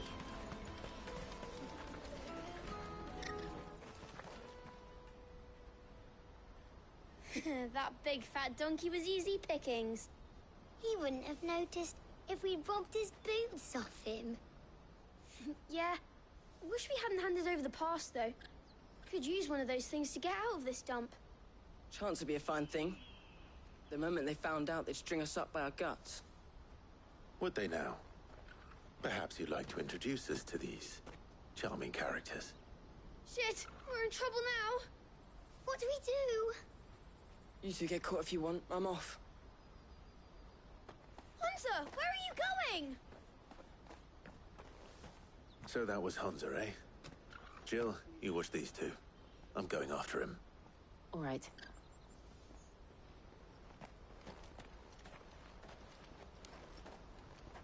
He can't have gone far. I need to find him before his employers do.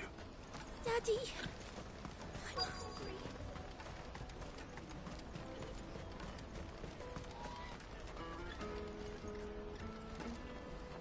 Did you see a boy run past? He stole something from a friend of mine. There was a boy ran back there towards the Chocobo pen, but...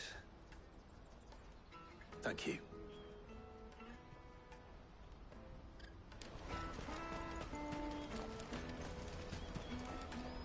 The Chocobo pen's back there. I don't know if it's the same lad who stole from you, but that's where he was headed.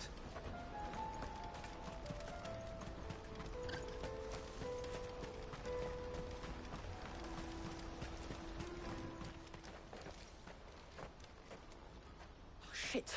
Cornered. It's all right, Hunter. I'm not going to hurt you. I just want to ask you some questions. Fine. Not like I've got a choice. I'm looking for the people who are making you steal for them. Who are they? Called themselves the Carstones. They said they'd give me good gill if I did what they told me. I knew they were bad, but bread doesn't come for free. Didn't come at all half the time, before I started buzzing for them. You know, if I didn't do it, they'd just pick on someone else. Someone they could push around easier. Hunter. You found him then? Jill. Where are the other two? Eloise is watching over them. She sent Goots and I to look for you. You're... him! I haven't got your pass anymore, if that's what you're after. I gave it to the Carstones.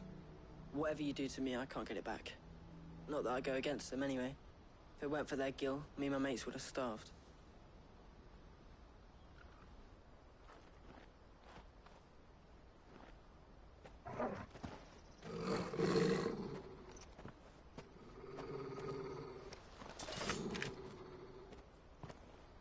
Cowards. You will not force another child to do your bidding. Wait, we're not... Don't hurt him.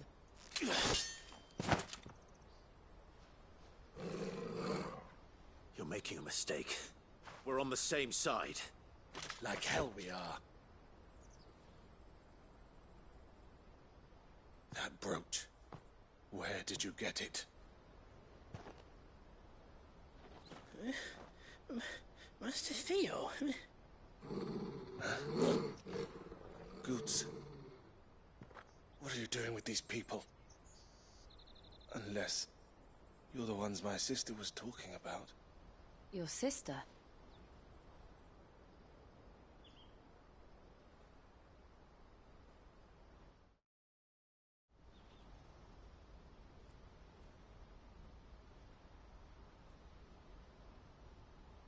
Eloise didn't tell us she had a brother.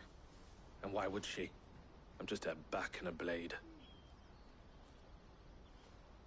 Theodore, at your service. Sorry about before. Theodore, what do you know of the cast stones? Vultures who have made Boklad their hunting ground. They prey on the desperate, stealing from those with gil and bullying those without it into joining their flock. I'd been looking into their activities in hope of sparing the refugees any further hardship. But it seems they've already stooped even lower than I'd feared. Hans is a good lad. Don't blame him for what they've made him do. If he and his friends hadn't agreed to work for the stones, some other poor souls would have. On pain of death, most likely. Clive, was it? And my sisters asked you to help put an end to the pickpocketing. Then we all want the same thing.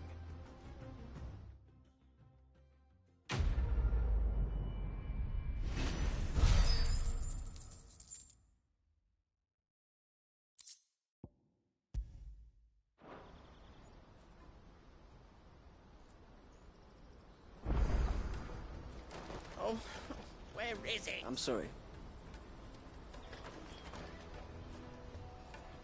So, what's the plan? What else? We find the cast stones, and we crush them. You get your traders' pass back, and I make Boklad a safe place again. All right then. All right then. Honza, where are they camped? Don't worry. They'll never know you told us. Couldn't if I wanted to. They always come to town to collect the passes. Meet us outside the gate. I tried following them once, but they spotted me halfway down the trail. Said they'd string me up. We'll try it this time. Which way were they going? Back down the road towards Leighton's Cleft. To Leighton's Cleft, then.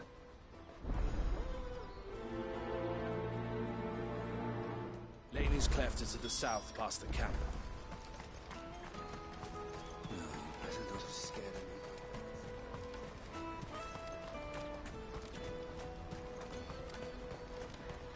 That's that then. Daddy! There are no crystals here. We have to keep going.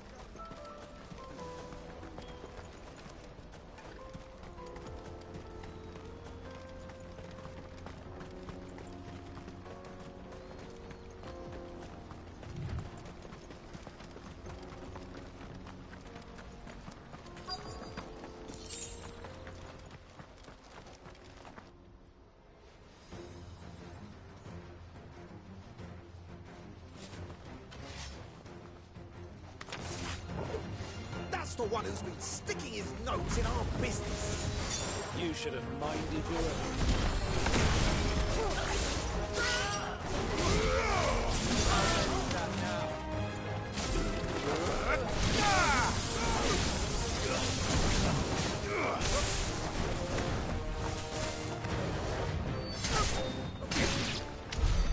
I doubt these were the ringleaders. But at least we know we're on the right track.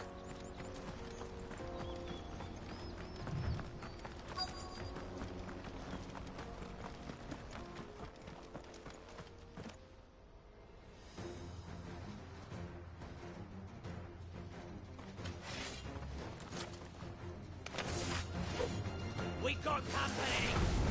That's the lot.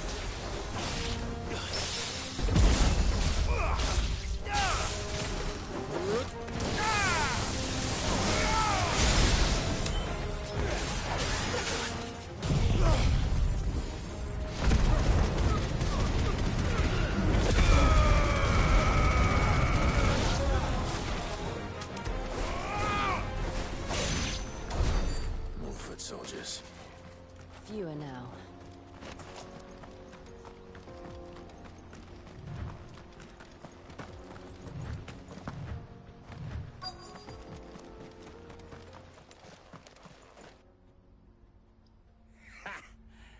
a bad haul today, eh? Aye. Some of our new recruits are natural-born ne'er-do-wells. Especially the little ones. That Hans has got nimble fingers, all right. It will be a shame when they chop them off. But till then, let's make the most of it. Scum. The leaders of the cast stones, I take it. They don't deserve any mercy, Clive. I wasn't planning on showing them any. We're ready when you are, Theodore. Oh, I'm ready.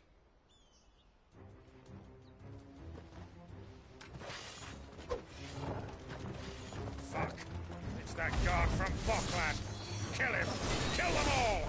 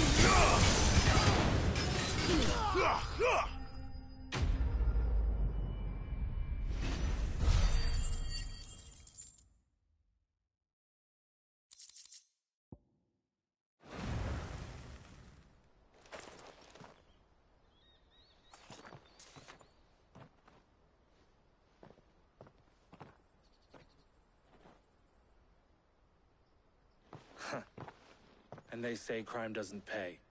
Gold chains, rings, purses. And traders' passes. Dozens of them. Have the names been changed? Not yet. I recognize some of them. No doubt Goots's is somewhere among them. Now I just need to sort through it all and return everything to the people it was taken from. We should go and give Eloise the good news. Can we leave things here in your hands, Theodore? Of course.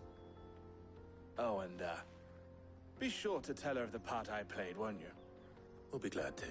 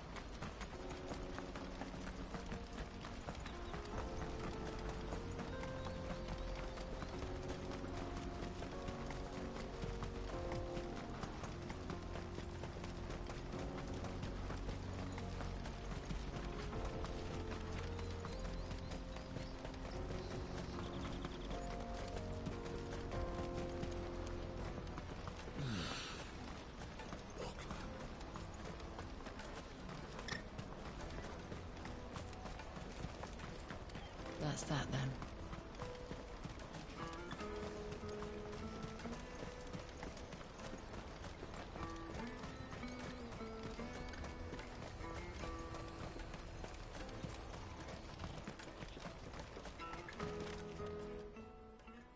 Ah, Clive. How goes the hunt? My brother isn't getting in your way, I trust? Quite the opposite.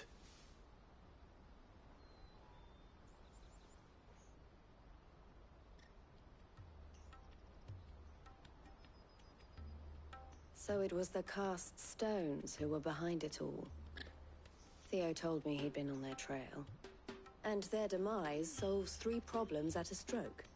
That of the pickpockets, the bandits pulling their strings, and the passes they were stealing.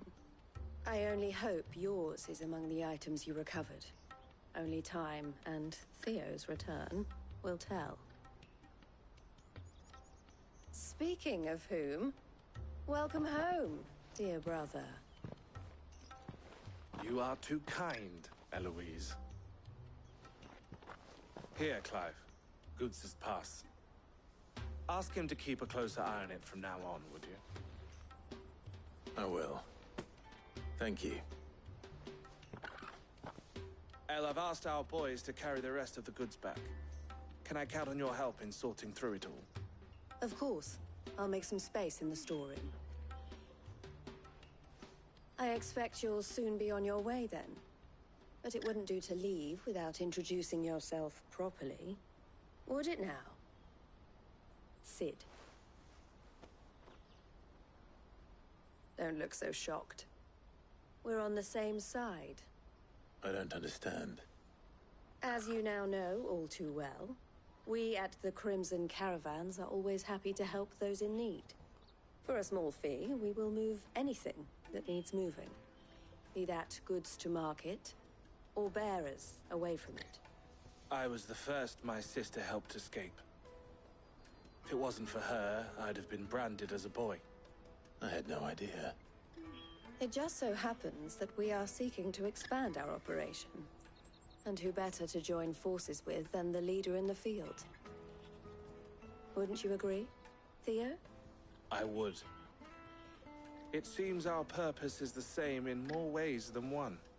So what would you say to working together again? It would be our pleasure. And our honor. The honor is ours. Here, Clive. This is for you.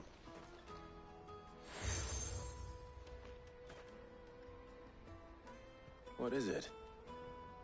El has friends in high places, while I have associates in, lower ones. That mark is proof that you're a friend to us both.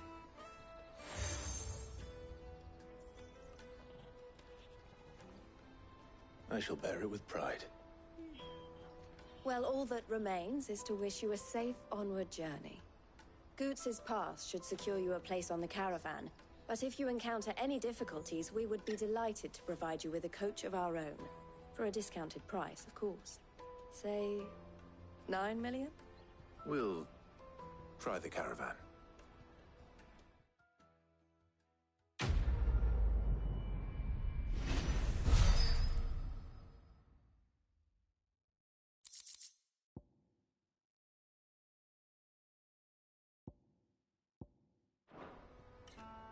Right then. Let's get this back to Goots. And then it's on to the Dominion. Is something the matter? Why, I am what you see.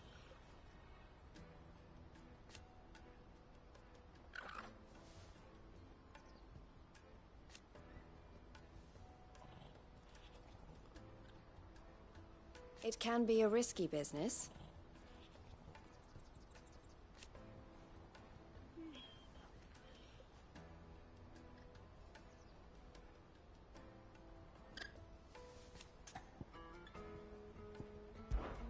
This being a border town,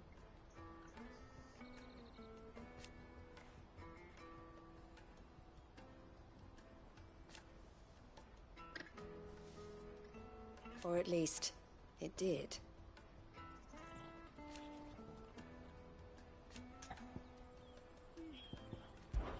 Don't worry about Hansa and the others.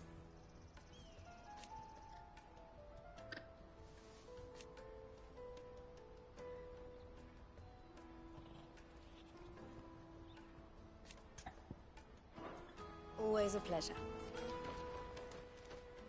And how might the Crimson Caravan serve you today?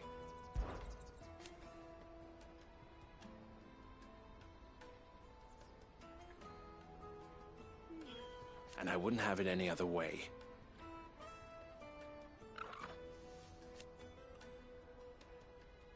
all the better.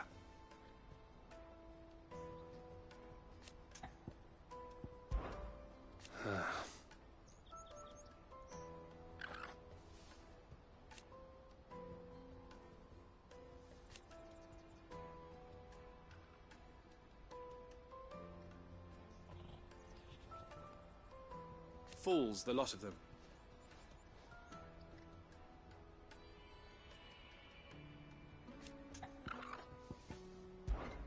Criminals and cowards.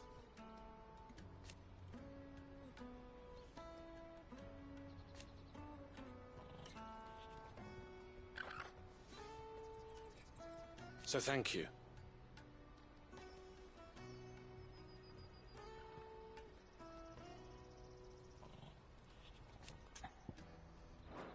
You're always welcome at the caravans.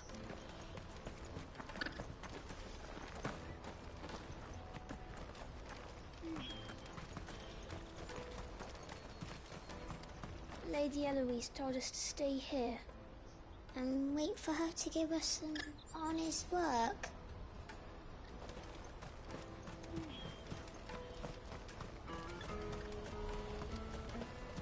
Let me carry your goods. Pardon me, but would you happen... That well-notched steel and impressive physique. I have need of a sword for hire, and yours looks to be a weapon well worth the coin. Might you be convinced to offer me the use of those formidable arms?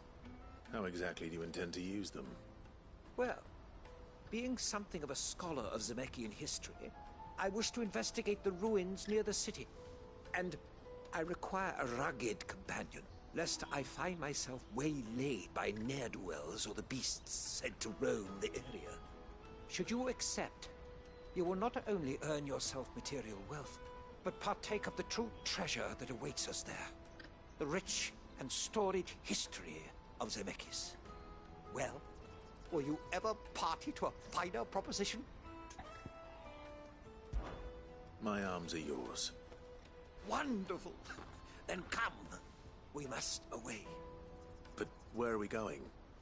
Along the old Zemeckis Road, and from there, onward to discovery. Quickly! There is not a moment to lose. Wait. Good luck with your ne'er-do-wells.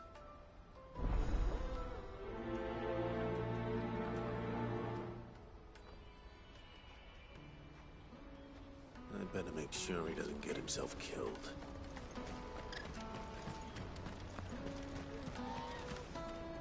I see you've been of some assistance to Eloise. Perhaps you can extend me the same kindness? Perhaps. What would I be doing? Finding someone. You see, I've been having trouble with thieves, and despite the many pains I've taken, I can't stop them from rummaging through my packs. I was griping about my lot to a friend of mine a few days back, and he offered to track the culprits down. Now, Joseph's a sellsword, and a good one at that. But he's been gone days, and I'm beginning to fear the worst. Any idea where his search for the thieves might have taken him? The old Zemeckis Road, perhaps? He doubted they would be fool enough to linger here in Boklad. Joseph's lived a hard life. Made him grey long before his time. I just pray he hasn't been killed over a few sacks of grain. I can't imagine there are too many grey-haired sellswords around. Hopefully someone will have seen him.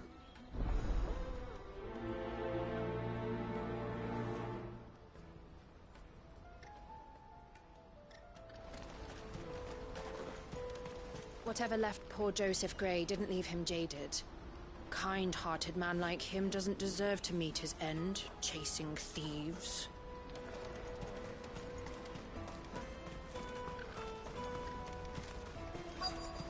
Daddy! What do you want? I've no coin on me. Just information. Has a sellsword passed through here? Grey hair. Now you mention it, there was a young man with salt in his mane sneaking around out there a while back. Which way did he go? How am I supposed to know? Buggered off down the road, I expect. Now why don't you do the same? and leave me be.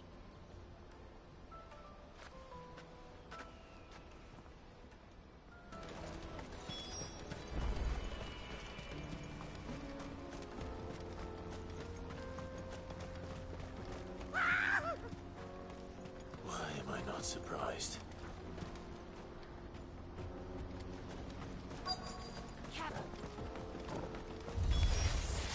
You'll hand over your coin if you know what's good for you.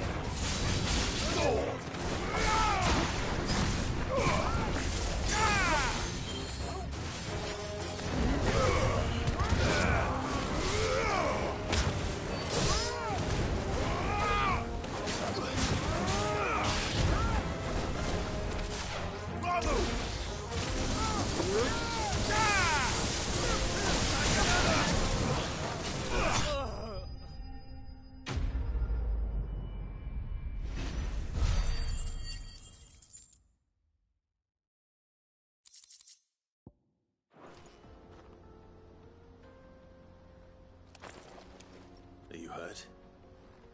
Happily not, good sir. Thanks to your timely intervention. More importantly, we have arrived. Now, feast your eyes upon the marvel before us. Ruins, a relic of the fallen civilization. A sight so common that man is oft blinded to its wonder. Colossal vessels, dashed from the very heavens. Airships, we call them, with very little thought to what wonders such a word might describe. Oblige me if you would. Does anything strike you as peculiar about this particular specimen? Though we ourselves find fallen ruins to be nigh indestructible, whatever gouged the final sin from the rock cleaved clean through the structure you see before you. A tantalizing mystery, no doubt, but merely one of countless enigmas in which Zemeckis history is steeped. Come, good sir. Our expedition continues, and we still have much to learn.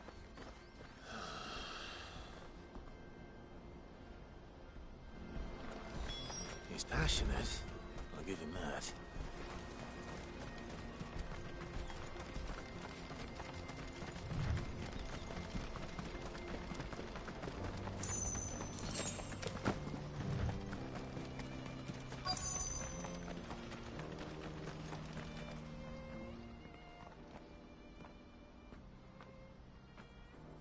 We don't want any trouble. Neither do I. I'm looking for someone. A grey-haired mercenary. Well, we haven't seen him. Yes, we have. We saw him climbing up the rocks. And those ones, over there. Maybe he found his thieves. Mum won't let me near them. She said there's goblins up there, and that they eat little boys for dinner. Shush now. You've said quite enough already. I only told him what you said. I'd listen to your mother if I were you.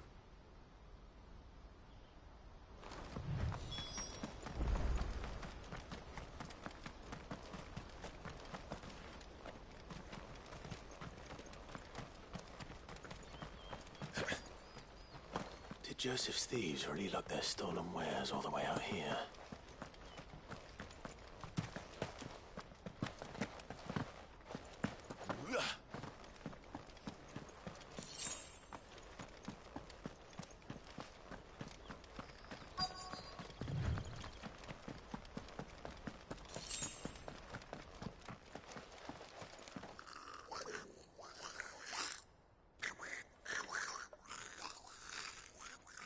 I think we found our thieves. They don't look happy to see me.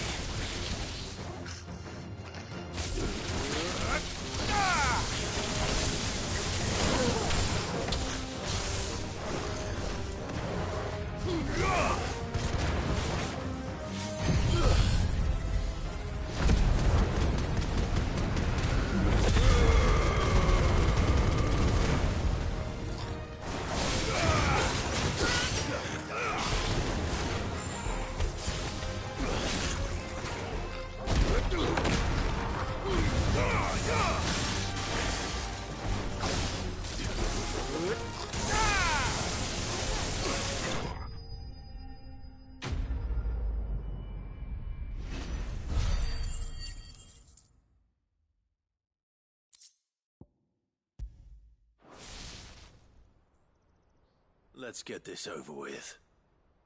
Stop! Don't kill him, he's just protecting his home. Joseph? So the boy was right. I don't know you. Your porter friend sent me to find you. She was worried you might have got yourself killed. Have I been gone that long? Wasn't hard finding the thieves. The problem was knowing what to do with them when I did. I take it things are more complicated than they appear.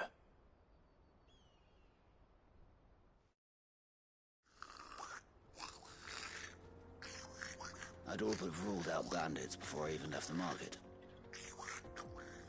You know why that is? Because our thieves had no interest in gold or gems, or anything they couldn't eat for that matter. Add to that the rumors of goblins in the area, and the mystery practically solved itself. I soon found their cozy little homestead, and all the missing food. I launched myself at them, full of righteous fury, but their leader was the only one who moved to meet me. The others, they huddled around that food, ready to die protecting it. They stole because it was that or starvation. I've been there myself, back when times were hard. So you spared them, and earned their trust into the bargain by the look of it. These goblins aren't native to the area.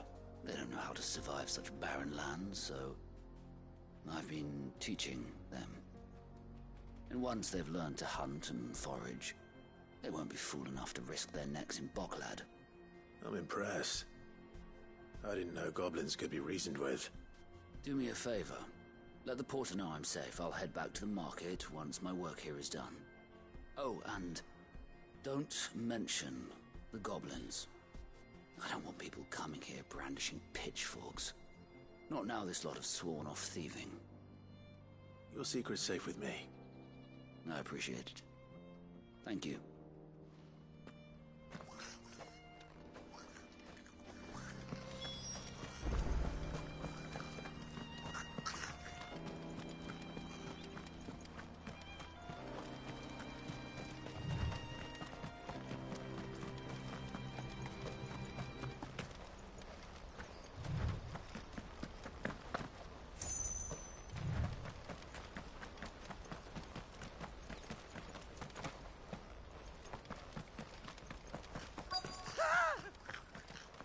No. All right then.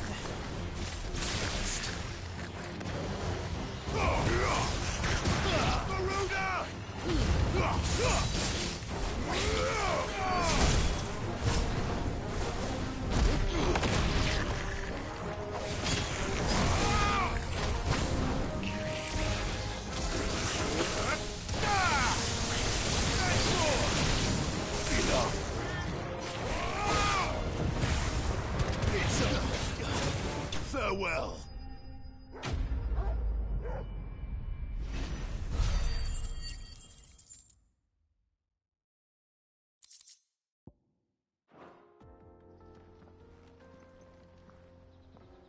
You're going to get yourself killed. Oh, that would not do. That would not do at all. Not when such majesty stretches out before us. Behold, the final sin in all its glory. As Moss tells us, a battle was fought here in ancient times. A battle of such ferocity that it tore a great crater in the very land upon which it was waged. In reaching for their holy sanctum, did man enrage the gods, and great was the vengeance that was rained down upon him. Alas, the full truth of the matter is lost to time, though I live in hope that I might see it discovered. But we must not dwell upon such things. There is more yet to see. Onward! History awaits!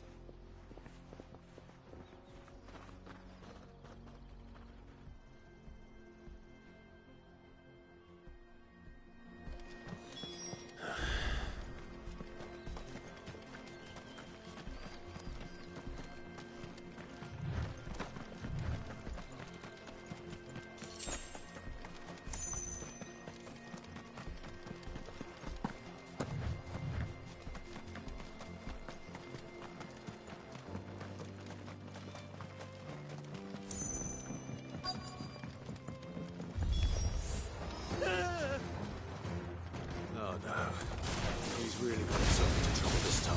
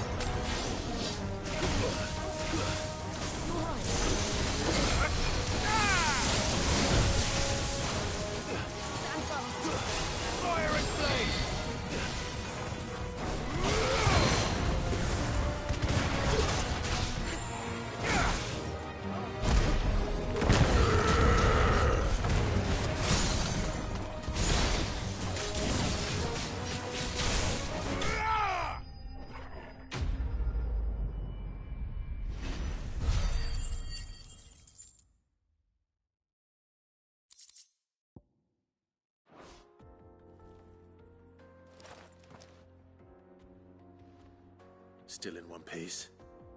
It would seem so. Once more I am in your debt. And once more you impress me with your prowess. These were no ordinary foes, but ones we in the field call echoes. Though Moss the Chronicler concurs with the legends in attributing the fall of Zemeckis to a wrath wrought upon mankind by the gods, he offers little in the way of explanation. Could the ruins we see before us here, in all their elaborate beauty, perhaps suggest an answer? Could the construction of such miraculous edifices have been considered an encroachment upon the province of the divine? Alas, all is mere speculation. But one day, perhaps, I will learn the truth. Not if you keep running headfirst into trouble. You are right, of course. And not only have you plucked me repeatedly from the jaws of death, you have proven yourself a willing audience to my ramblings. Glad to help, but didn't you say you came here to investigate something? I fear I may have rather overstated the case on that front.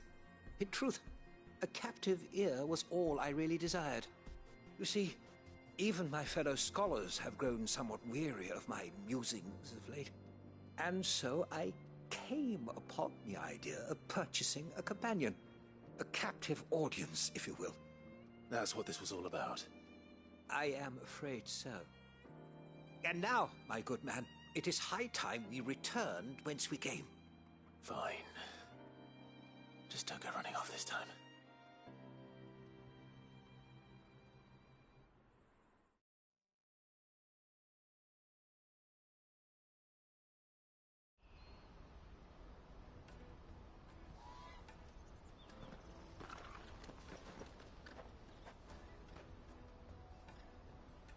And so ends a delightful day.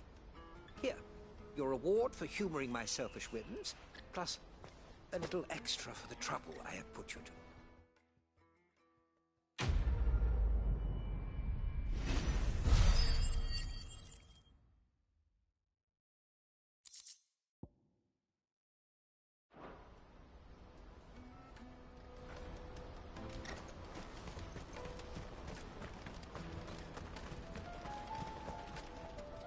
Joseph's fine. He'll be back once he's tied up a few loose ends. That's a weight off my shoulders. He certainly knows his business. You found your thieves all right. And I dare say they won't be coming back. A good man to have around, that Joseph. And if he says there'll be no more thieving, that's good enough for me. Thank you for putting my mind at ease. Here, for your troubles.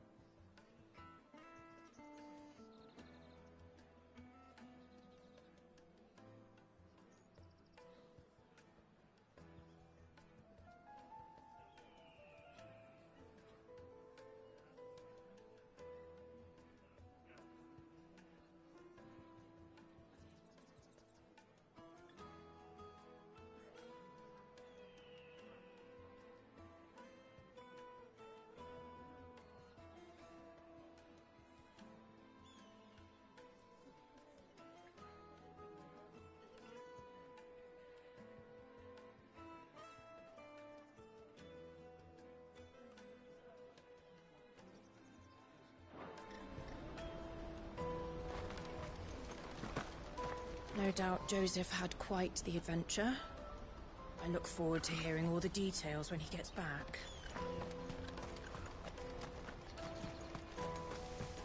Hurry, man. I must leave for the Dominion. Bloody crimson caravan. Scooping up.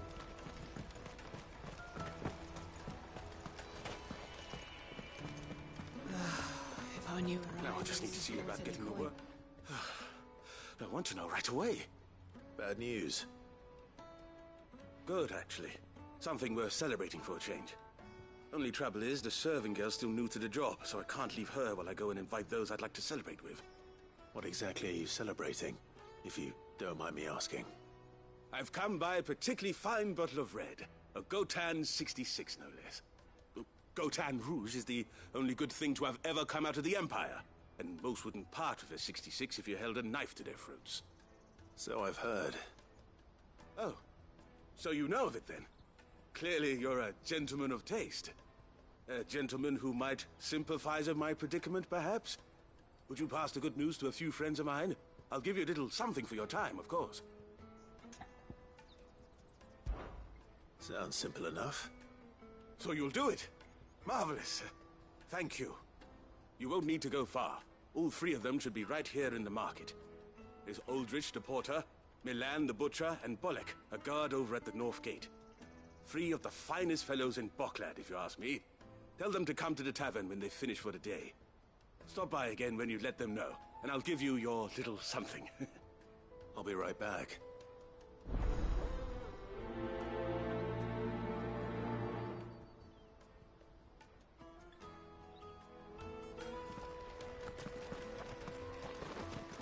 There are plenty of hard-working folk here in Boklad, but my three...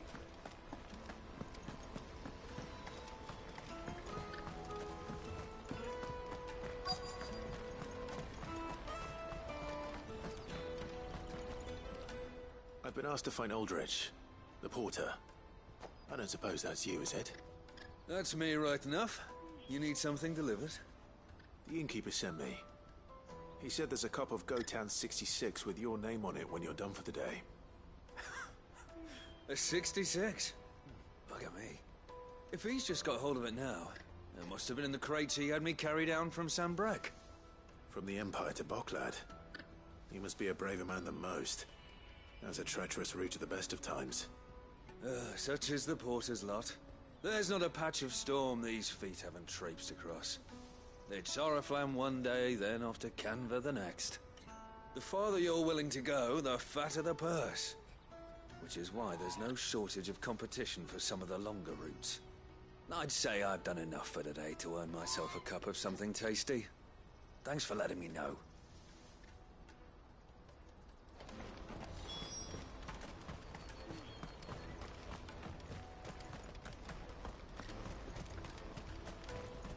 Out of my sight, wretch! I've no use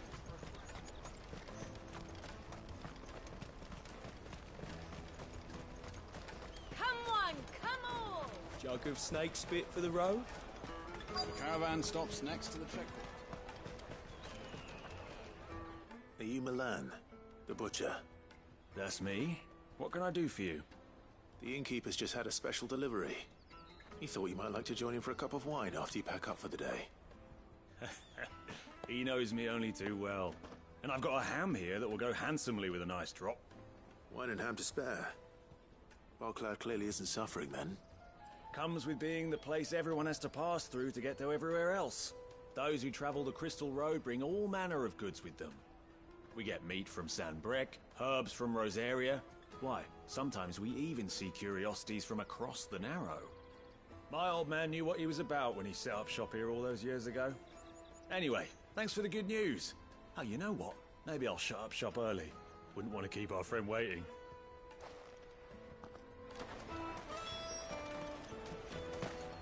I've been keeping a cut of something special by for just such an occasion. You won't find anything of this quality in Twinside. Tight-fisted swine. Let us through! I'm looking for Bolek. I was told he'd be guarding the gate. Well, you found him. You're not here to enlist, I take it? The innkeeper sent me. He's just taken delivery of a rare vintage, a Gotan 66. He thought you might like a cup. I've never said no to a goat hand. I'm not about to start now. Thanks for letting me know. You must be a busy man. The market would be flooded with refugees if we weren't here to stem the flow. Oh, my heart goes out to them, all right, but we've got our orders. No papers, no passage. Plenty try to slip past us nonetheless. And every now and then, one of them's foolish enough to try and force their way through. And when they do, well, things can get nasty. You know what? That wine's sounding better by the moment. Hold on. I wonder if the innkeeper might spare a cup of that wine. There's nothing like a good drink to drown your sorrows. No one knows sorrow like us gate guards. The Empire's your enemy, not us.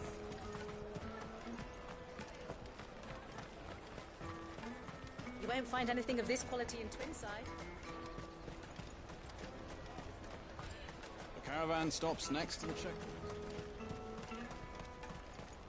Come on, come on!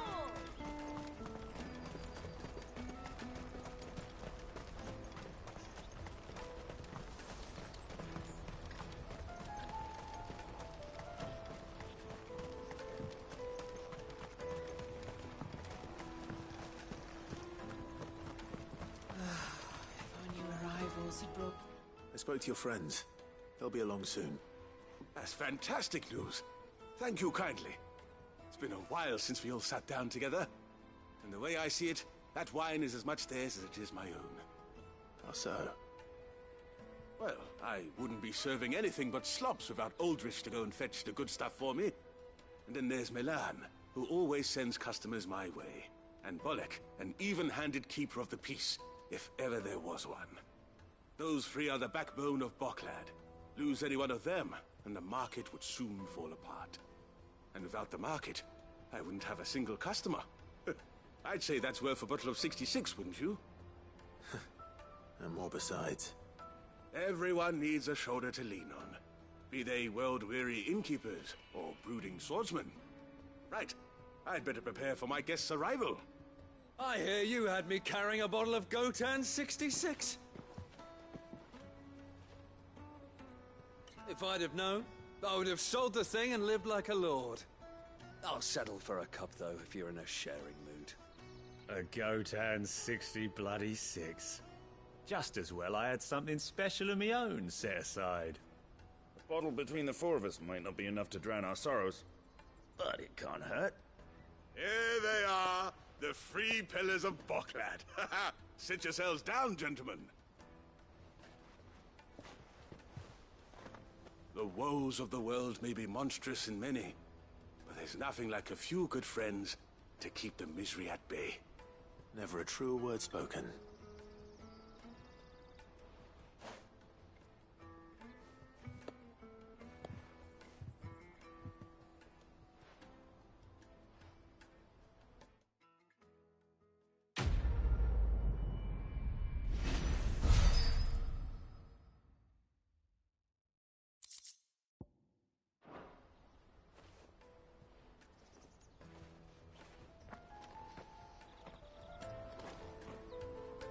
Kill the poor sod. I owe these remarkable gentlemen more than a few paltry cups of wine. Even if it is the finest wine in all of Valisphere. Oh, there's nothing like a cup or five of good wine to wash away the aches of the road.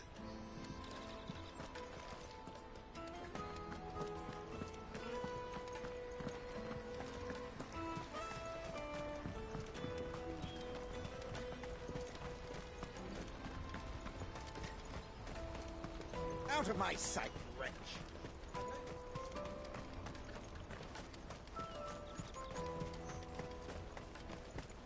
Come on, come on! Jug of snake spit for the road? The caravan stops next to the checkpoint. Juicy pears! What I really want to be is... Here you are, good. Try not to lose it again. Me pass! You found it!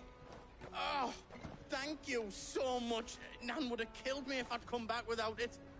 I'll have to say thanks to Elle and Theo, too. So should you, Honza. You and your friends don't have to steal anymore. If anyone threatens you again, you know who to turn to. We do. And we already have. Miss L's given us a job shifting the chocobo shit out the stables. It's hard work, and the pay isn't half what we got from the stones. But if we stick at it, we'll keep ourselves fit. You stick at it, then. And Goots, I'm sorry for stealing your path. That's all right. I've got it back now. And all's well that ends well, eh? You said you're trained to be a blacksmith, right? Well, I'm gonna be your first customer. I'm gonna save up all my gil and get you to make me a massive sword. I'll do me best. Till then, eh?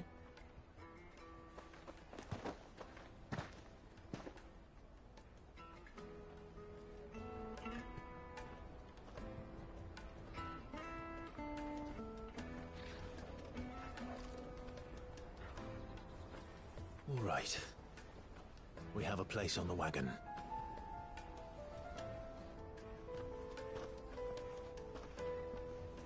Remember, Goots, we're mercenaries. You hired us to protect you. But mercenaries... And you remember the plan? You're to ride all the way to Twinside. Jill and I will go with you as far as the outskirts, then find our own way in. I'll buy that stuff I need. Right. And we'll scout out the Imperial's defenses. There's a square with a big bell tower right in the middle of town. If you get lost, or out goes wrong, we can meet up there. All right. Let's go.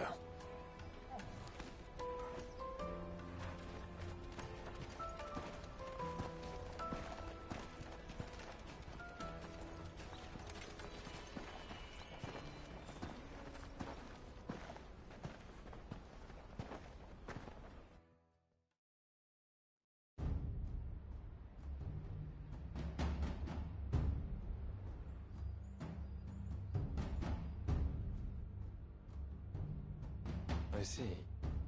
And you're quite certain your father has no knowledge of Ultima? I am. I have no difficulty believing a sinister force has come to exert an influence on Sanbreque. But be that as it may, it is yet to claim my father. For better or worse, his radiance speaks his own mind. Then the Fiend works from the shadows. I confess, when first you told me of this fiend, I had my doubts, and more than a few at that.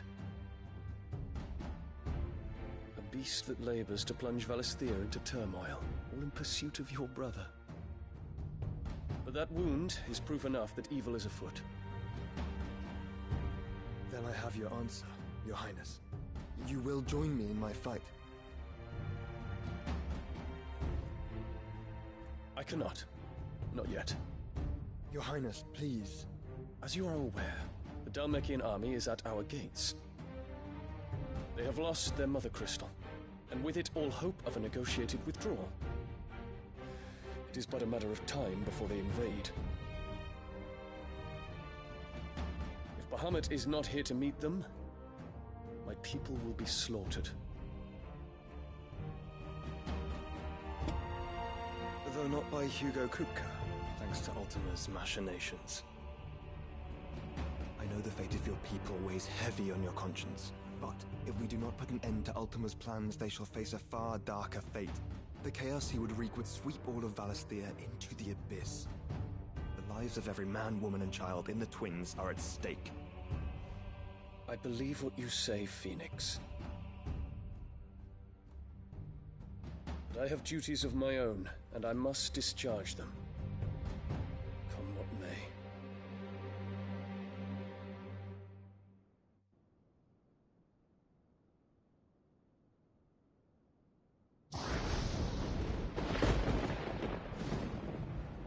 What do you know of my blood?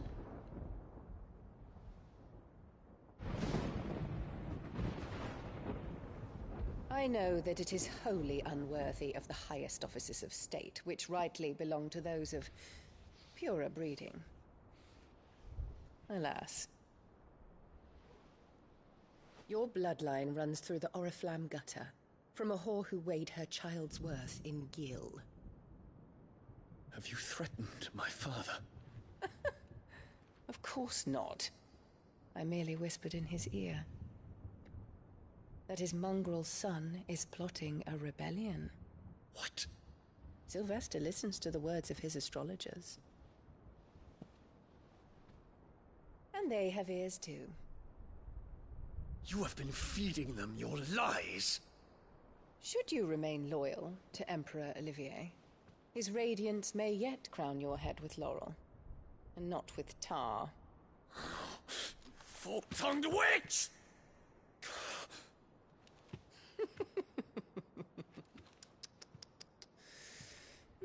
In consideration of your long years of service to the Empire, I shall forgive this uncharacteristic rudeness. Now hurry and make ready, Your Imperial Highness. Emperor Olivier expects much of you, Dion. Or should I say, of Bahamut. May your fire reduce his enemies to ash, till all of Valisthea bows to its rightful ruler.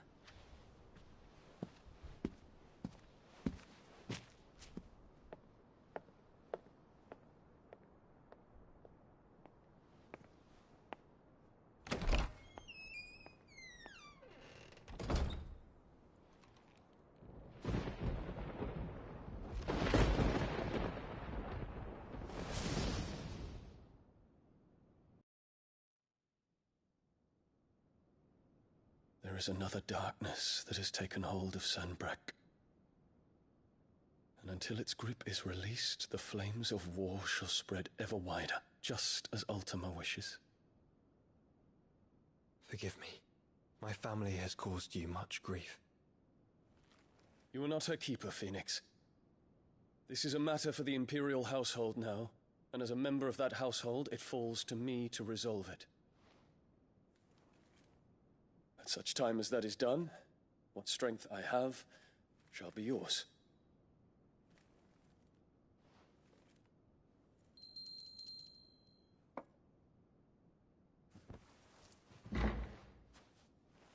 Thank you, Your Highness. Let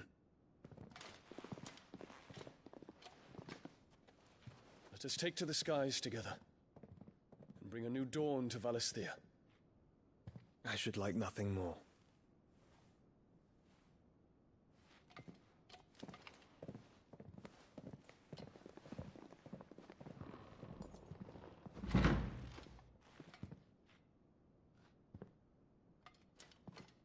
Terence. My prince. Tell me true. Do you believe what I'm about to do is wrong? We dragoons have but one leader, Your Highness. And we shall follow him unto the very end. Thank you. This is my decree.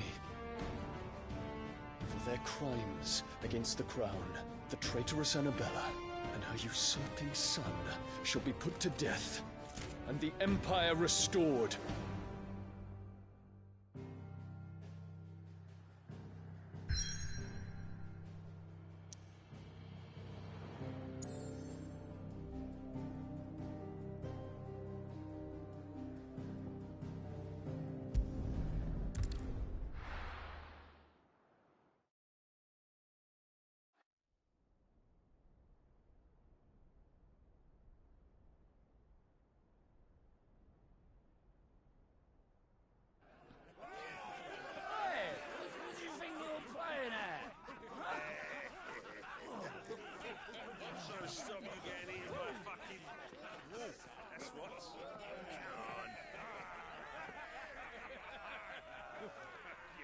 One would never guess that these people stood on the brink of war.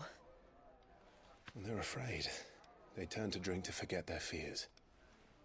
Anything you want to forget?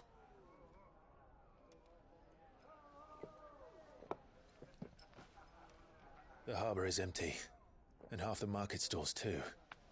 The city may seem peaceful on the surface, but it's balanced on a knife edge.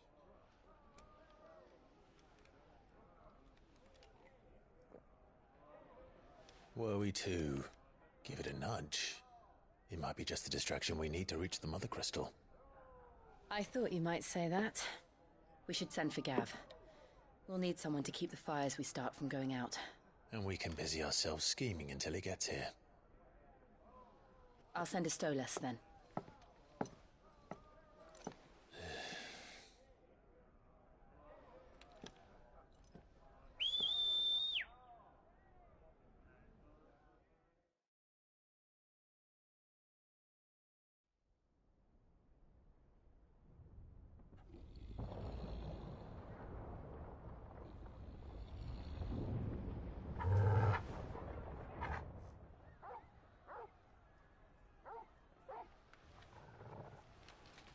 What is it, boy?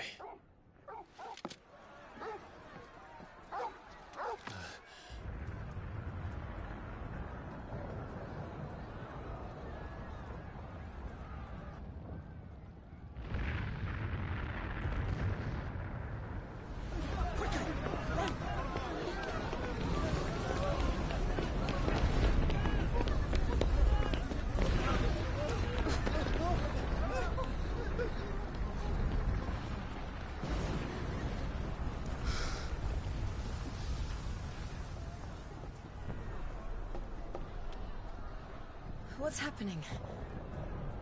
I don't know. Torgal!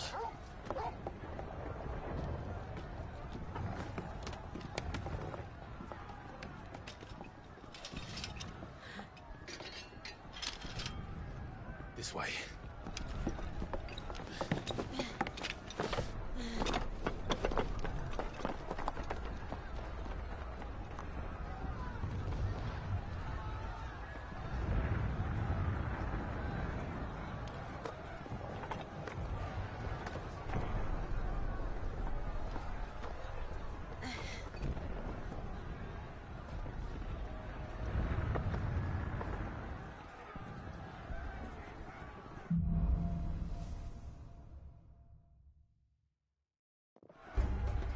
The city's on fire. I'm sure Goots is fine. He'll be making for the square. The one with the bell tower. In the middle of town, right?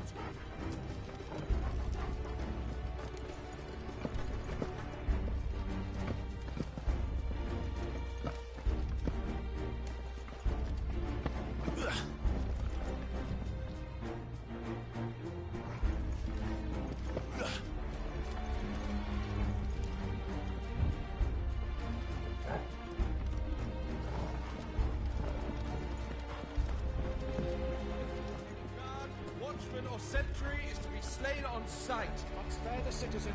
His Highness's orders were clear. Those were Imperial Dragoons.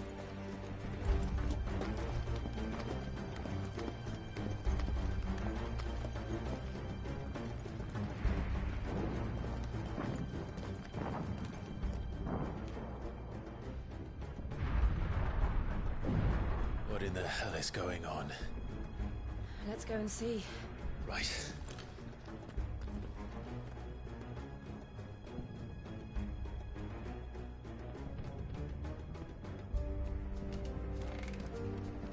But first we find Goots. I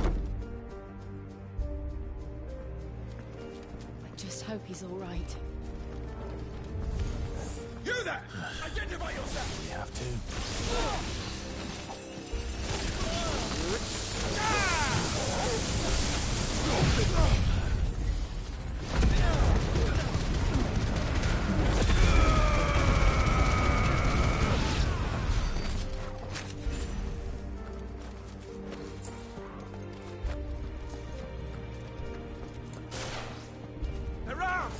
This might take a while. Cut them down!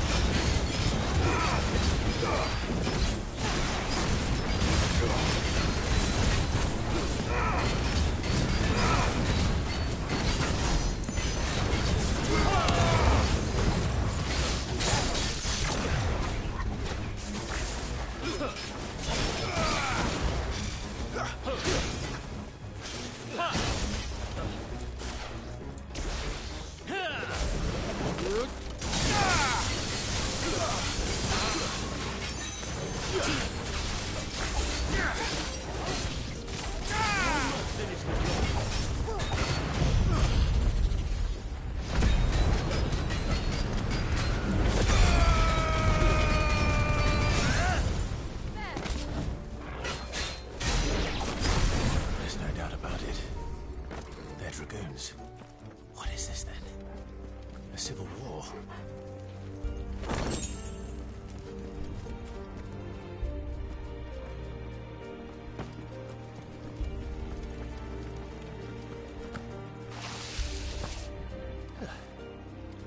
Never thought I'd be glad to fall into a sewer.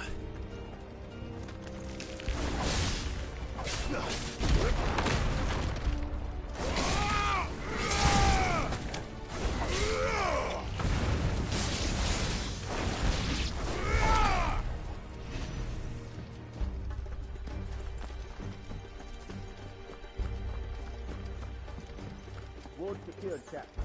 None of the Emperor's forces remain. Look out of the men! We push on to the council chambers. Yes, Captain. What of the men and women in the market district? The evacuation is complete, Captain. Good. Then all that remains is to dethrone the Protector. There it is. The bell tower. Right. Let's go.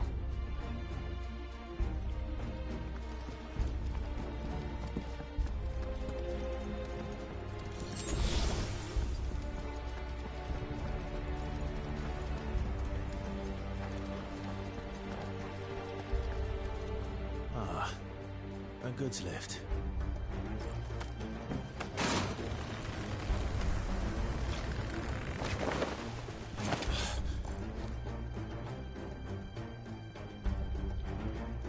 Where in Gregor's name did you come from?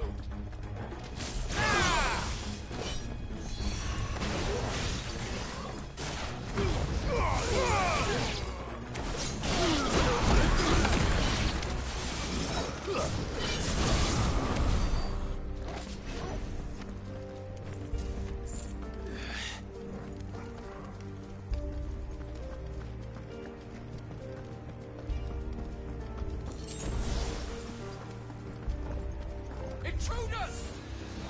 Defend the gate!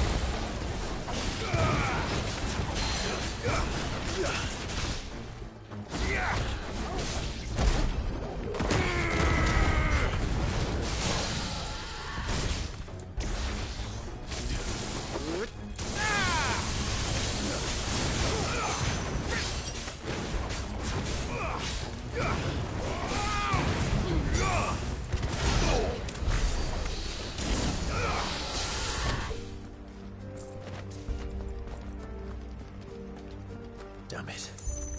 We'll have to find a way around.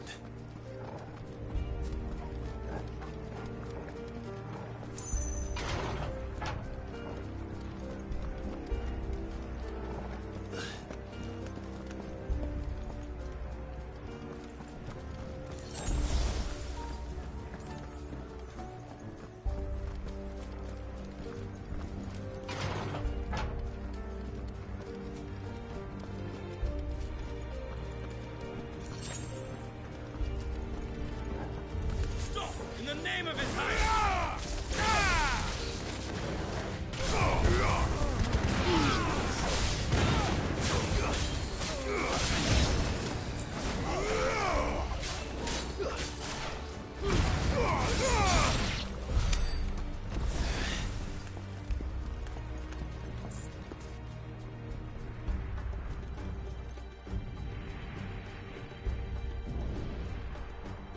Hold on, kids. We're coming.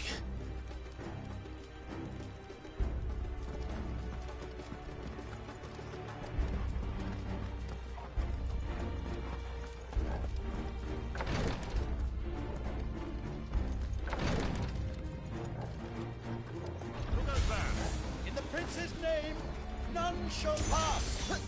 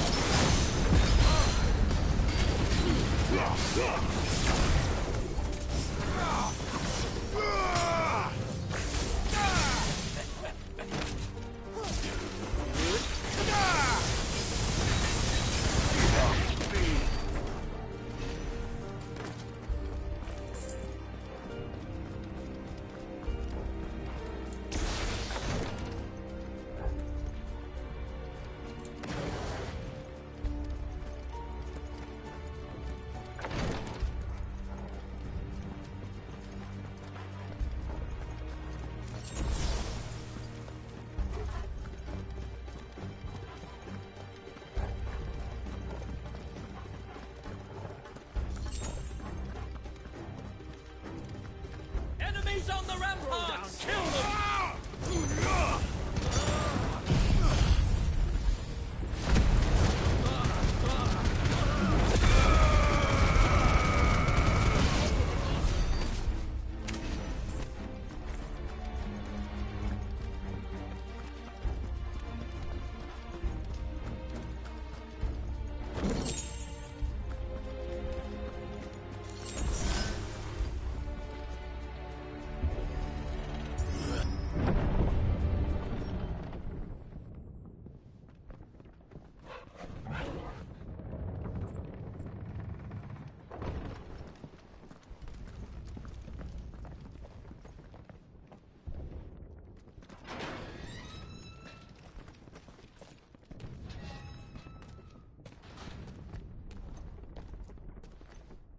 Can you see him anywhere?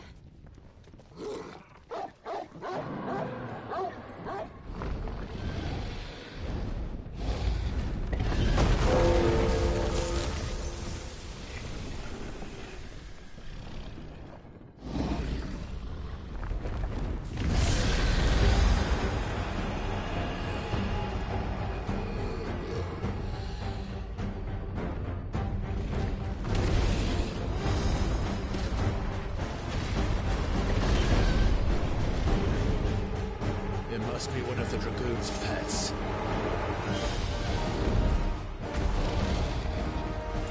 Waken wind!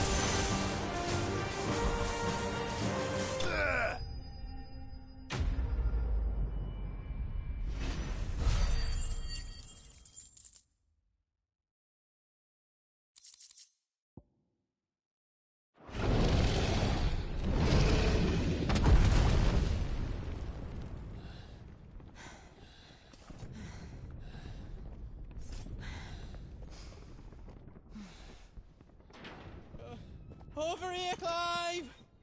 Are you alright?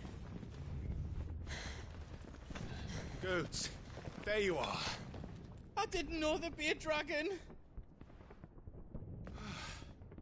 All right, let's get out of here. Oh! What now? Is that Mother Crystal's heart? What the hell is it doing up there?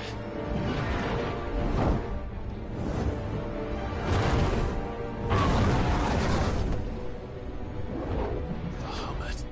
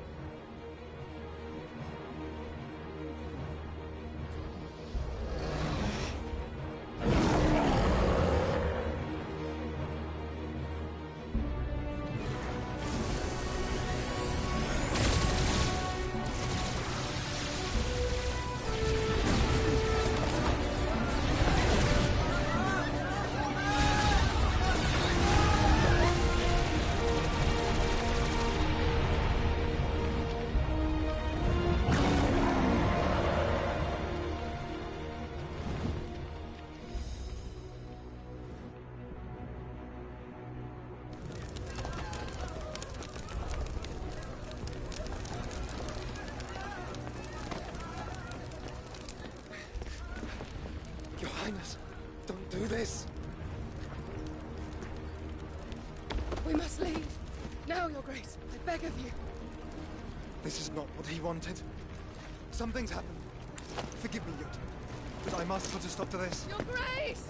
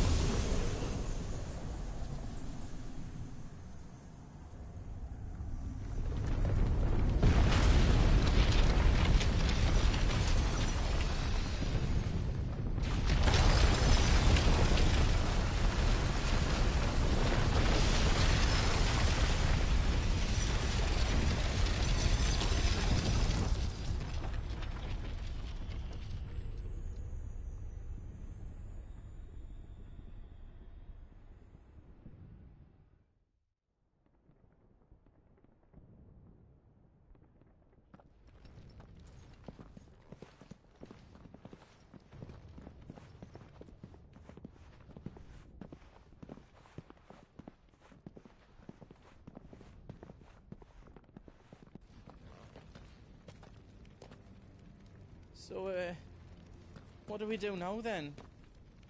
We destroy the heart. We might come back! As soon as the flames die down, the Imperials and the Dalmex will move in. This may be our only chance. And Bahamut has gone for now. You should get as far away as you can, Goots.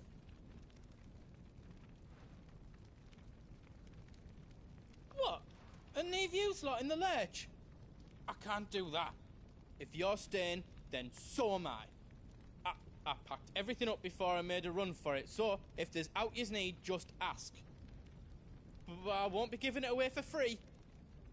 Nana'd never forgive us if I did. Thank you, Goot.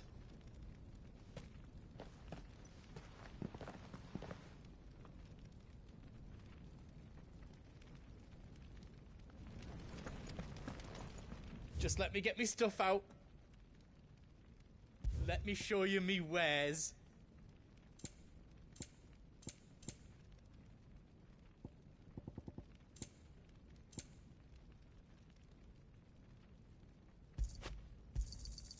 Right on, here you go. Thank you. How else I can do for you?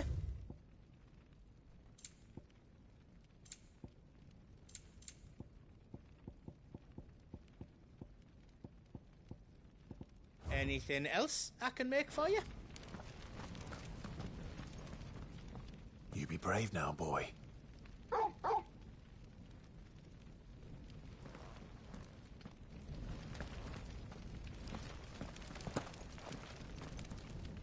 Drake's tail is right there, Clive. It's time to free Storm from the Crystal's curse. Oh, it's past time.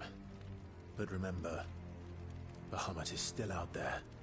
And I dare say we'll be seeing him again before the night is done.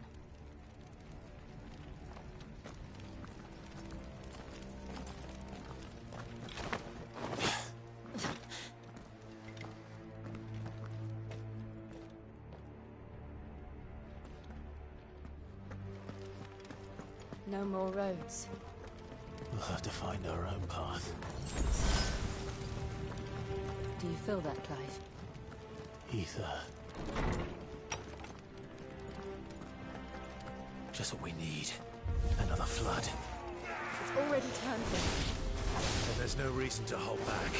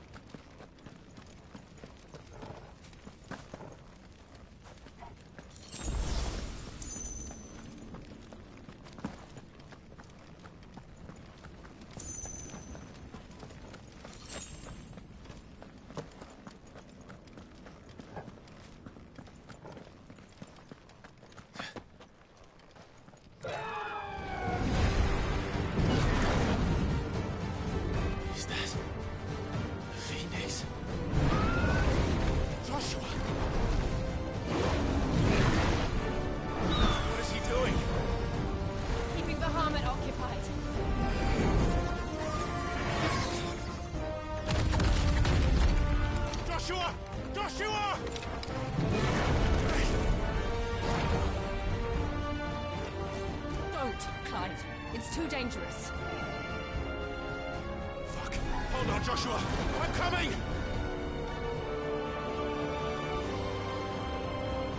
We have to save him. And we will. We just need to keep moving.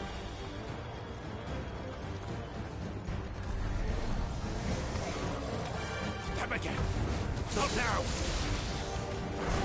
Oh well. Ah! And another! Ah!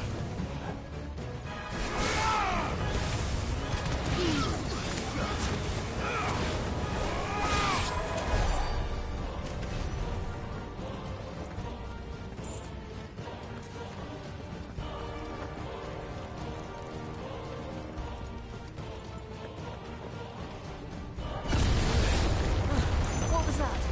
Bahamut. He'll kill us all.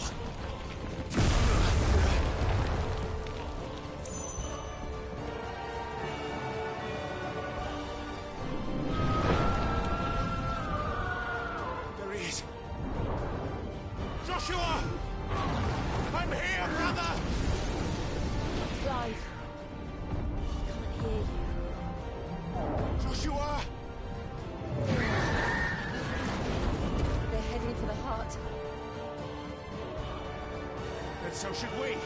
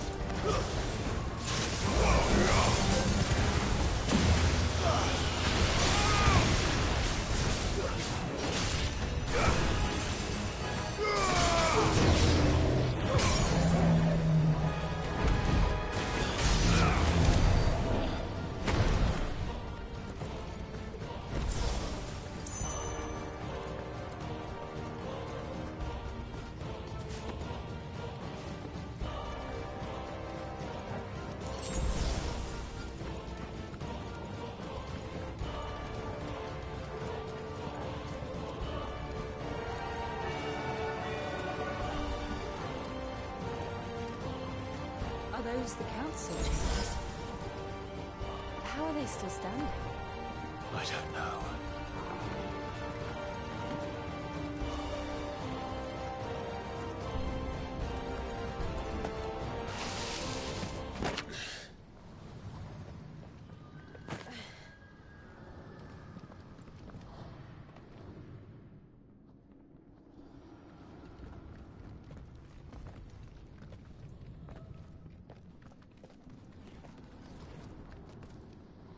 He'll be all right, Clive.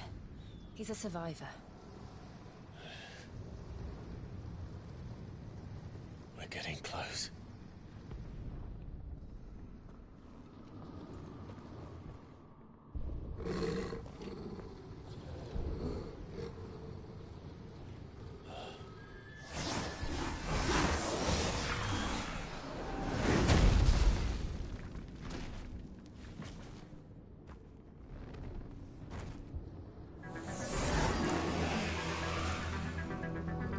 Looks like somebody doesn't want us getting any closer. I don't care what it wants. Neither do I.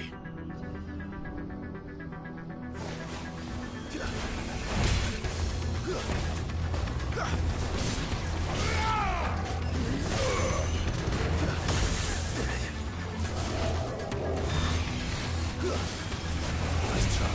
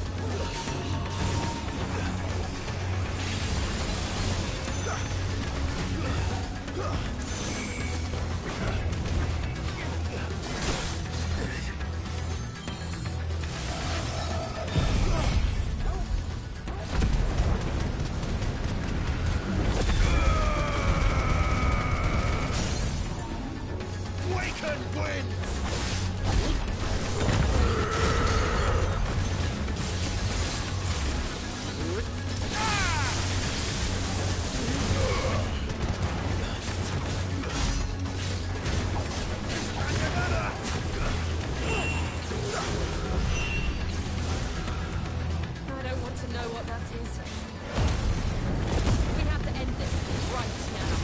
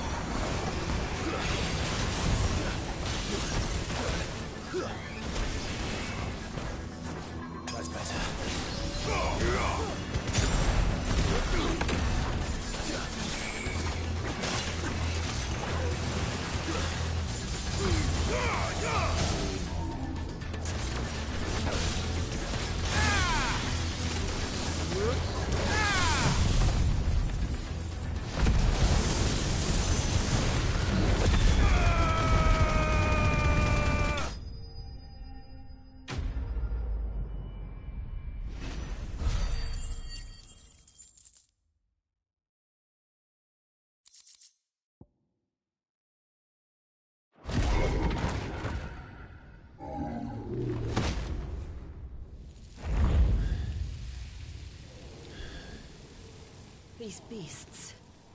they're getting stronger. We can think about them later. Right now, there's only one thing we need to focus on. The heart.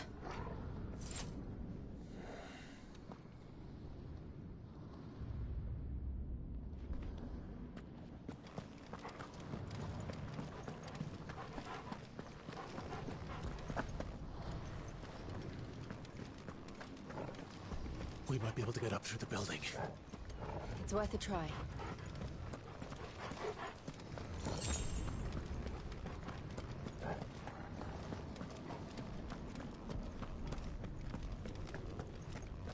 Quiet.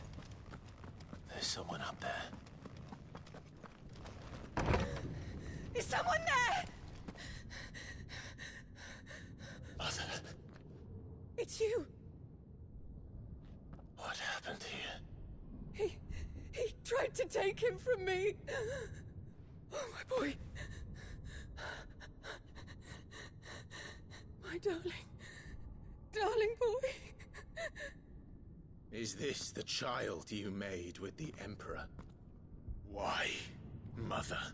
Why did you betray us all? You have no right.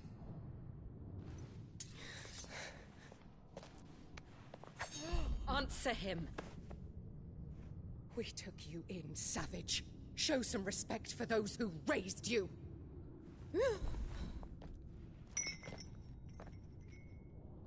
Honorable Elwyn, always thinking of his precious homeland. But what worth is a homeland in a world beset by the Blight? Father did not seek to protect his country. He sought to protect his people. A leader's duty is not to protect his people. It is to protect the source of his sovereignty. The noble blood that runs in his family's veins. So long as this bloodline remains unbroken, what does it matter if a nation falls? One can always found another. Unlike him, I did my duty. I preserved my line. I bore a son of the noblest blood, to whom the whole world might kneel. That is why I gave Rosaria to Sambrek, that I might join my line with the Lesages and birth a savior of this benighted land, blessed by both Bahamut and the Phoenix! You sold your country for a child. Why did he need another? You had Joshua. I had nothing. You were always your father's son, so very strong and bold and daring, and yet you failed to awaken. Would that Joshua had been granted 1/10 of your strength? Oh! How the nobles laughed that Elwyn's firstborn was surely the son of a concubine, and my own, not long for this world. The shame of it! The shame of being slandered by one's inferiors! How could you ever know how that feels? It should have been you! Why didn't the Phoenix choose you? Joshua's every waking moment was spent trying to shoulder the burden that you and the Phoenix and the Duchy foisted on him. That's why I became his shield. To help bear the weight. But what did you do? You betrayed your own blood and surrendered your son to his fate! Joshua, my darling boy. I never meant to hurt him. The soldier's orders were clear. He was to be spared. Why did you survive? When the only one I truly cared for died? What? Have you not looked out of the window?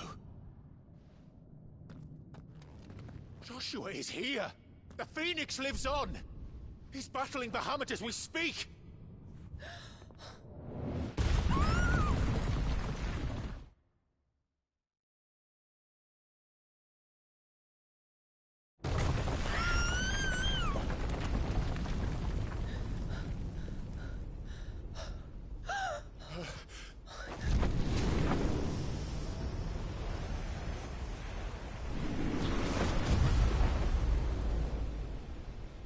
Joshua!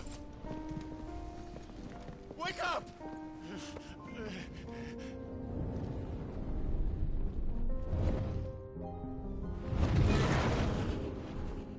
I am a shield of Rosaria.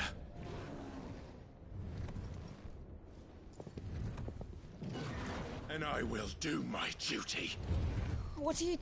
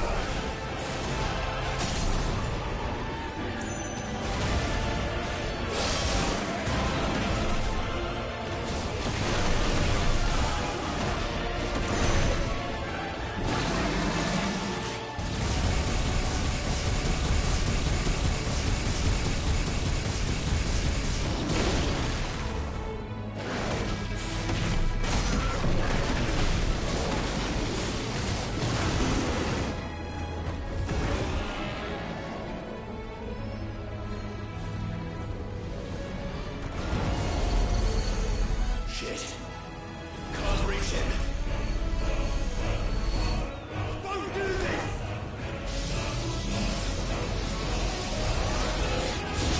No! Brother!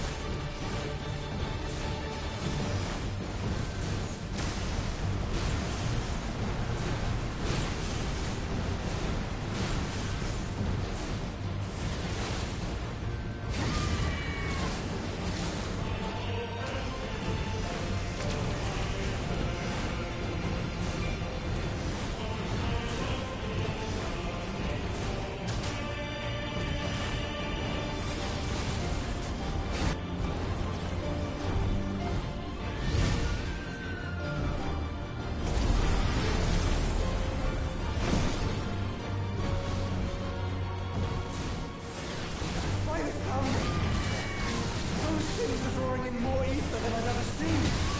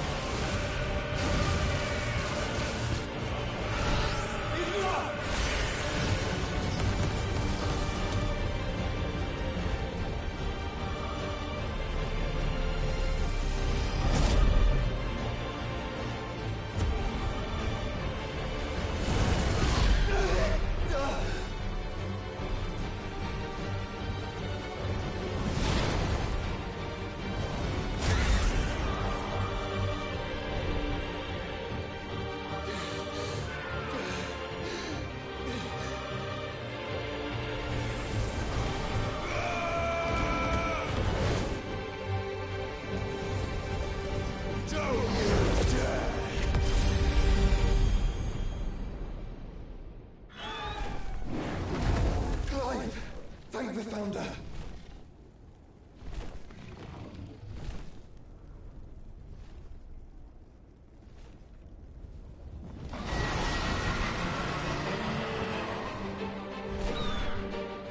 It's now or never, Joshua.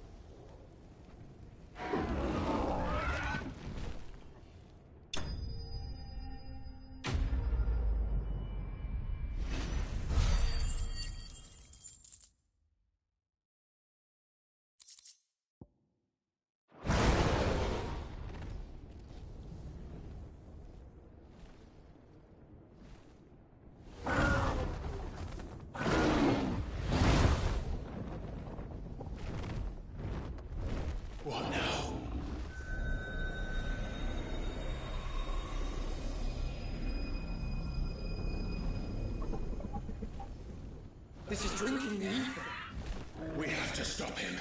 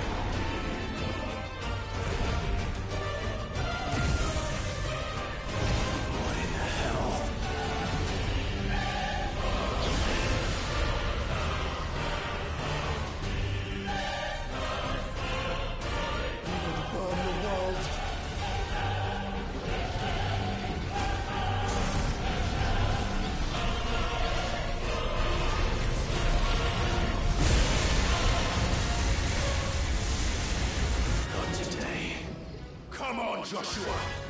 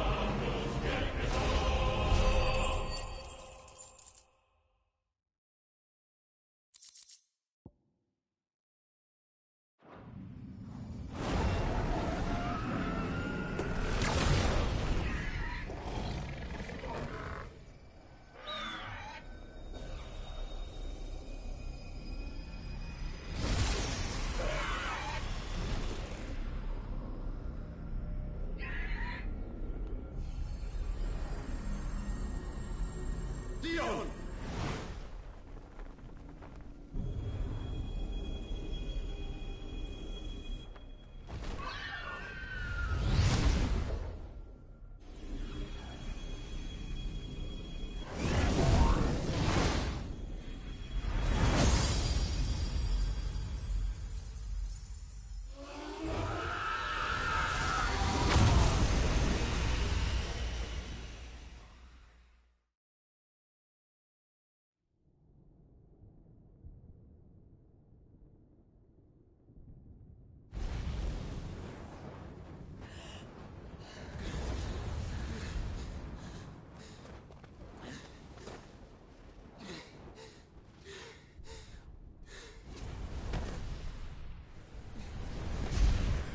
Joshua!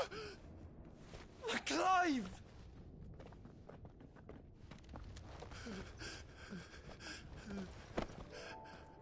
My brother. I'm sorry. I'm so sorry. You're alive. We both are. Nothing else matters.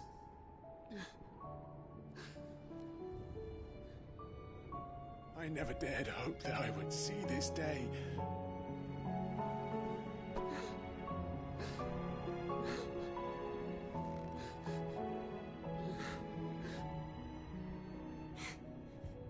Reunited at last.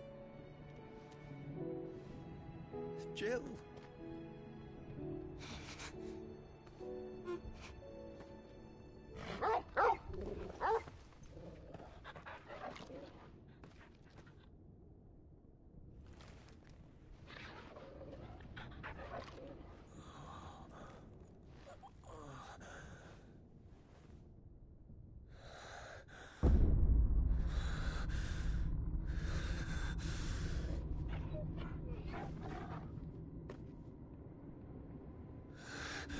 This is for my father.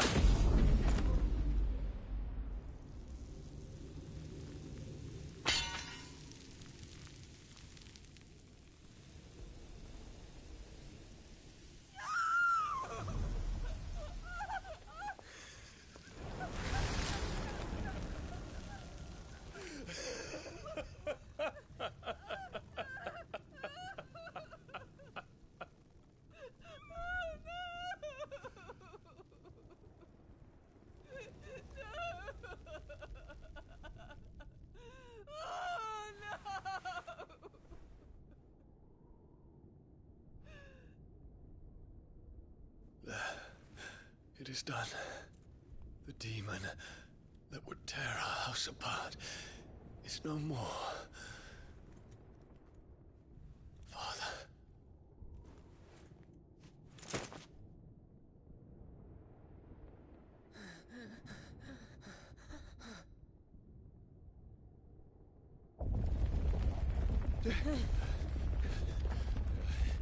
The Mother Crystal. It's collapsing. Right. We need to leave. No. Wait.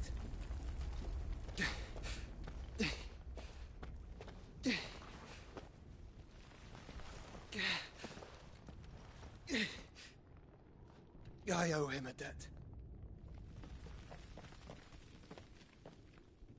Fine.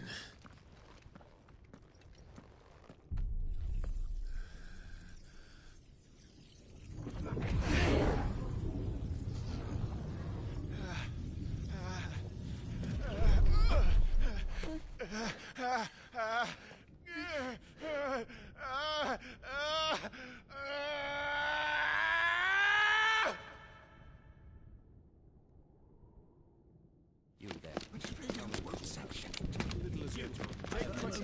Don't reinforce the situation. Report, Captain. It could be the fires have spread. Can nothing be done to call them off? I regret not, Your Radiance. The Dragoons answer to none but His Imperial Highness. The Council is powerless to intervene. We're hearing reports of rebel Madness is this, Dion. throughout the neighboring districts. Focus all efforts on extinguishing the fires around the capital. City can wait. Don't dally, man, go! Your Radiance. And I want you to find out about the Dalmek's movements. By the light! Dion, have you taken leave of your senses? Call off the Dragoons at once! Fear not. The populace will come to no harm at their hands.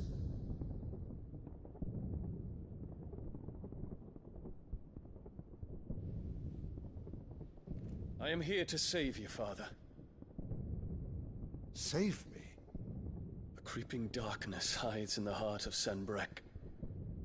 It stems from your wife, the traitorous Annabella.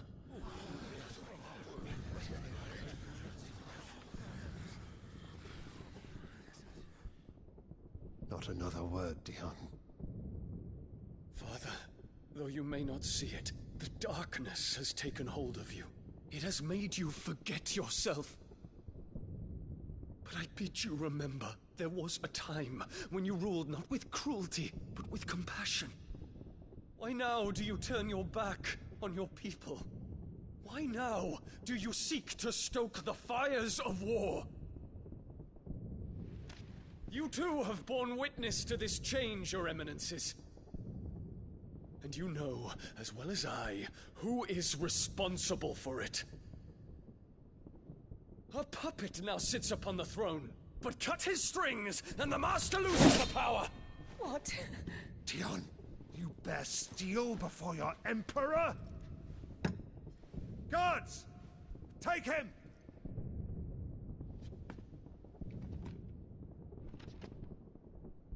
For every citizen who falls, another can be bred. For every home that burns, another can be built. Those were your words. But when the last of your citizens has fallen, and all of their homes have been reduced to ash, what will become of your empire, of its rulers, of your god? As the Mother Crystals crumble one by one, and the Blight sweeps in to claim all that we hold dear, our people look to their Emperor for protection. Yet he labors not to secure their futures, but to seize what is left of the twins for himself. Even if it should come at the cost of everything his loyal citizens have labored to build. Dion, you must understand. A small price to pay, is it not? You've been blessed with great power, Dion. Enough to win me the world. So go, claim Valisthea for me, brother.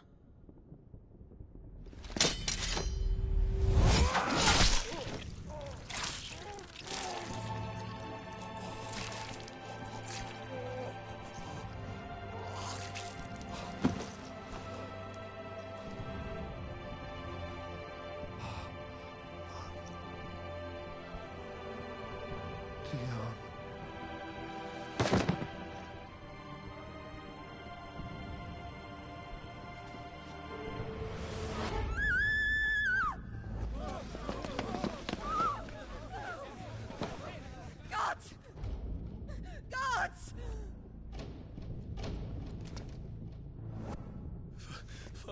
Poor father.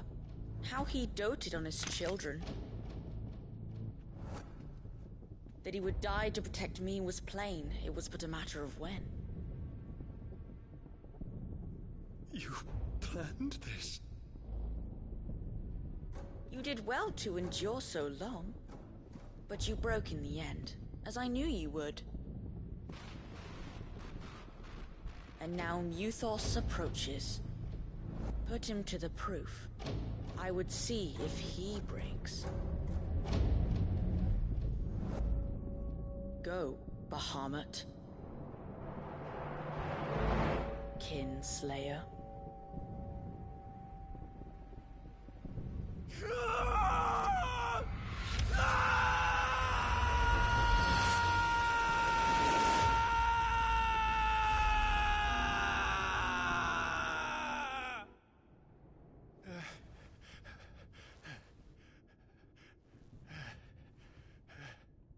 Not again.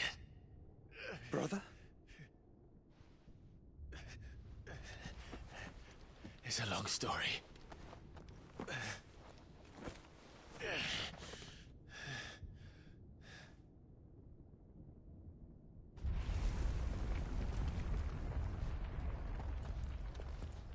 You cannot stay here, Mother. Come. Take my hand.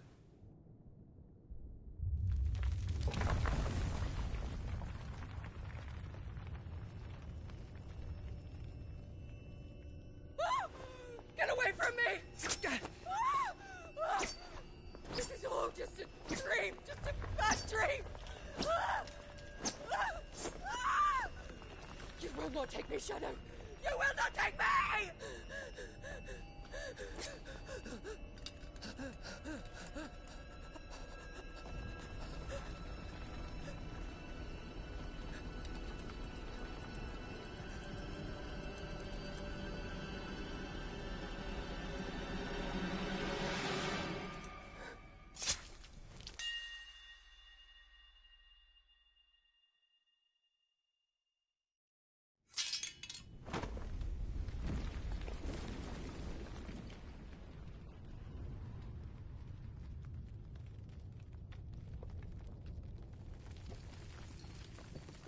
Mother.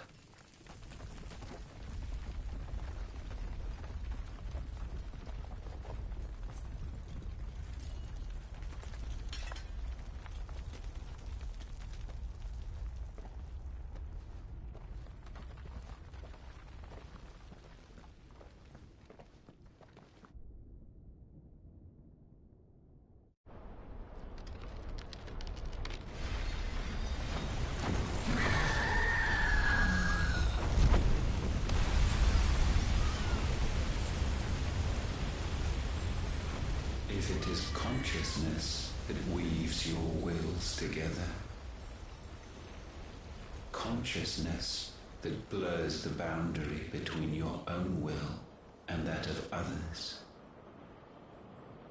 then we shall set you apart once more. The ties that bind you shall be severed, and humanity return to its proper place.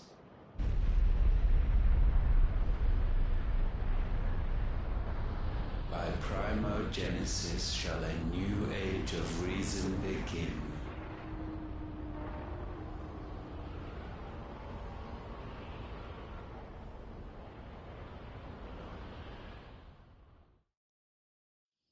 Relax, Your Majesty.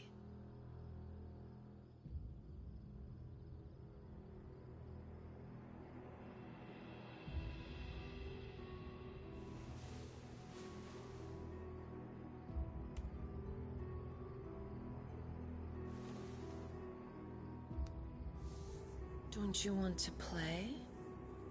It's been a long time. If that is your wish. Men, you are as meek as all the others.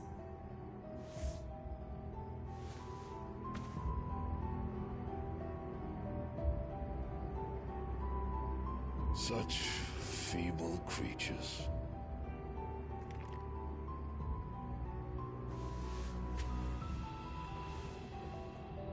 gifted the power of icons, yet slaves to fickle emotions which usher you to your doom. And so you bind your fragile wills with strands of consciousness. The wretched handiwork of a wretched people. The Sons of Fire were united at last, and for but a moment, their flame burned bright. Soon, Muthos shall become our perfect vessel. And then shall the world be remade. Not before the bonds are severed, of trust, of respect, of love. Only when every strand of consciousness is cut away, may Muthos return to our side. By primogenesis shall all be undone. Mankind shall be rid of his wretchedness, and Muthos of his will. But while he yet clings to it, he has the power to forge bonds anew. And so we bid you, find Muthos, and sever everyone. To destroy that which has no physical form, you ask the impossible. There is nothing your black blade cannot cut, Odin. We shall unite with Muthos, and bring forth a new world. So long as our vessel remains unclaimed by humanity. It shall be done, Master. My will is yours.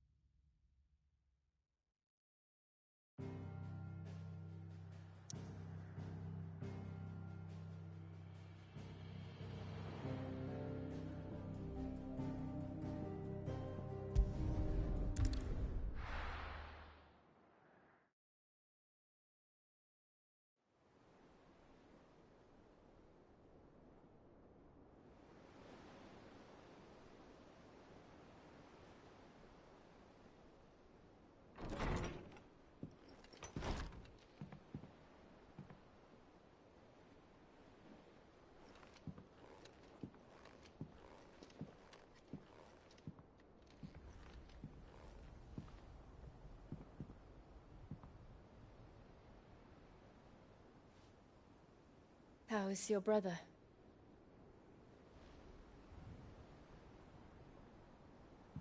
Asleep since I returned from the Dominion. Taya says he should be back on his feet soon enough. For a while, at least. She discovered something on his chest. A swelling, circled in stone.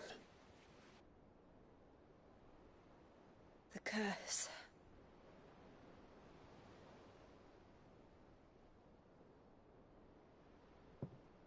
For every mountain we climb, another rises up to greet us, doesn't it?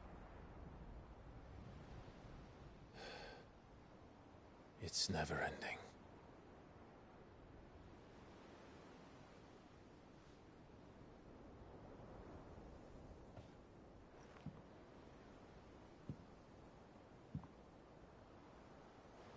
Even the sky seems to have grown tired of it all.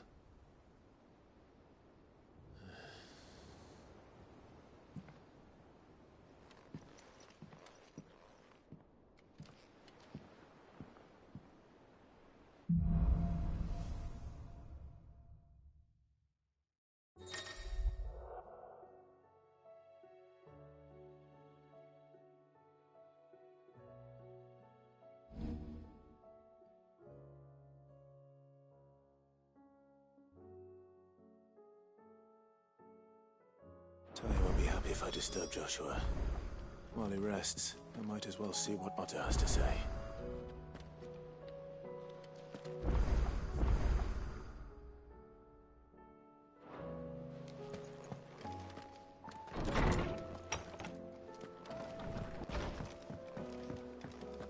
Did you see the pair that got hauled into time?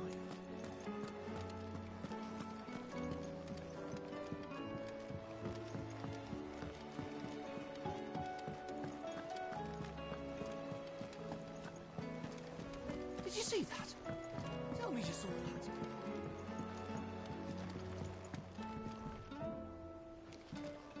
There's talk of these skies driving men mad.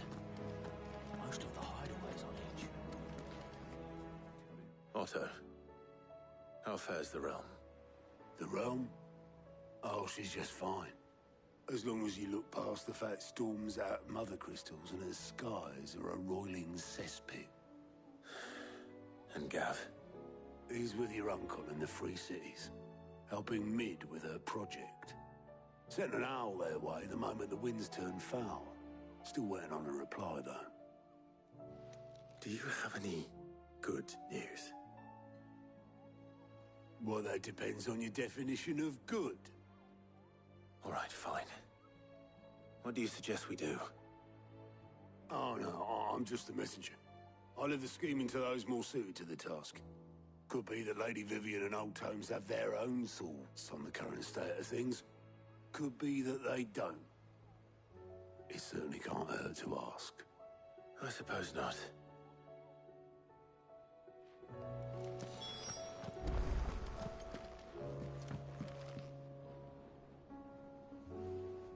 How is it that every one of your little excursions presages some inexplicable catastrophe? Not that you are to blame for the Dominion's fate. No one could have predicted the actions of the Crown Prince. I'm sorry I couldn't save your home. My countrymen are stronger than you think. A few toppled clock towers won't break their spirits. They'll be back on their feet in no time. I hope so. Look at us. Bluer than a pair of bog crabs. Tempting though it may be, sulking will not help us find a solution to this mess. You believe there's one to be found? I don't know. But I am certain we're more likely to find it if we first examine the facts.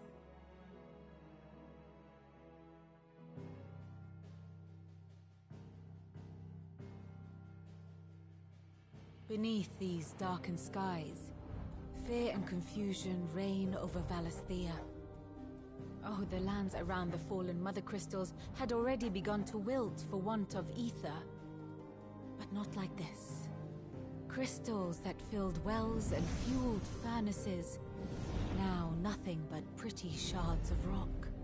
And those that hang from the people's necks cast nary a glimmer of light to keep the dark at bay. It is only a matter of time before the common folk convince themselves that the end of days is upon us. Yet I fear a swift end is more than we can hope for. While most of the world thirsts for ether, the remainder drowns in it, spawning Akashic in droves. And amidst the hordes of mindless beasts, with magics as like to fail as function, even the strongest nation would falter. Rosaria and the Iron Kingdom teeter on the brink of collapse, while the tragedy in Twinside has all but paralyzed the Holy Empire. Dalmekia fares little better.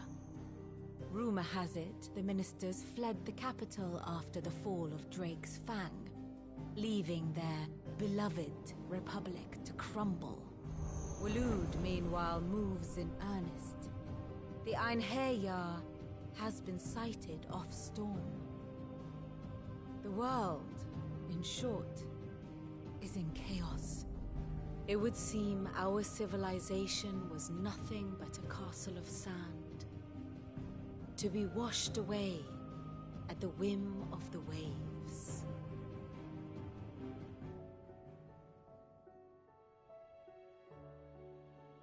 A castle of sand. Not my best flourish, but it seemed fitting. The reports I've received are considerably more blunt in their appraisal. Without the protection of their nations, it will fall to the people to defend themselves against those who would take what is theirs. Which is only ever going to end one way. Defending a farmhouse against a band of chocobo thieves is one thing, but pitchforks and palisades will do little to stall an army's advance. Should the King of Waloed deign to invade, there would be none to stop him. None but us.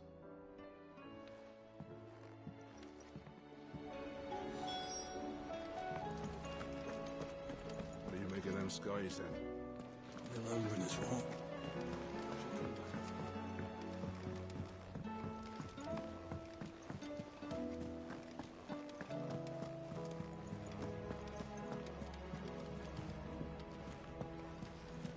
Will we ever see the sun again?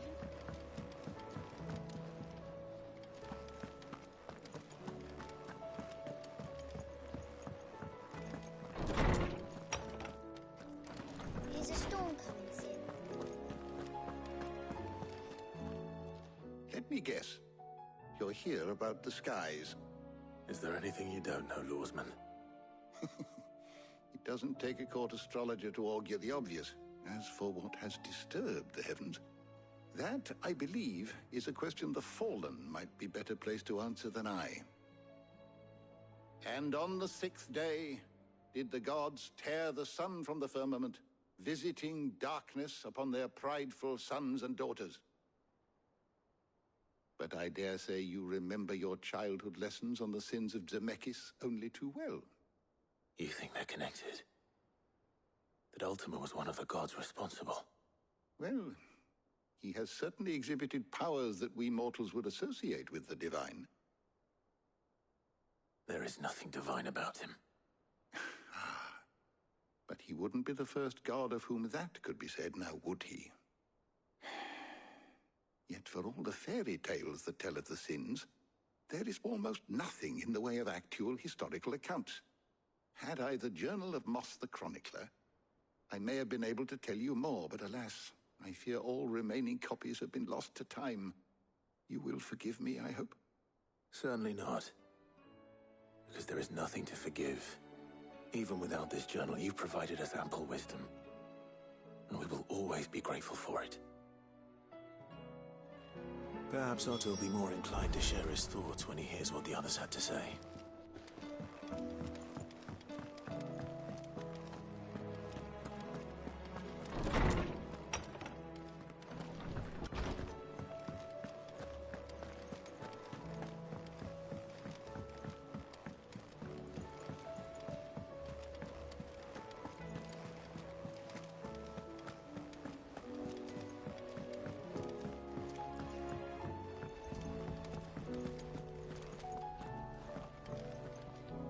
Clive, we have a problem. Only one. That would be a first. It would. Actually, there are 3. We had as many owls arrive while you were at the shelves. Martha's got a Kashik at her gates, and talk of monsters roaming the hills outside of Northreach has put the wind up Isabel and her lot. And don't forget Dalimil. Lubor says the village was raided by bandits. When it rains... It fucking pours. The curse breakers are spread thin, taking stock of the damage in the Dominion. And even if I could get word to all of them, I doubt they get here in time to make any real difference. Which means there's only 2 people who can. Jill and I. Let them know we're on our way.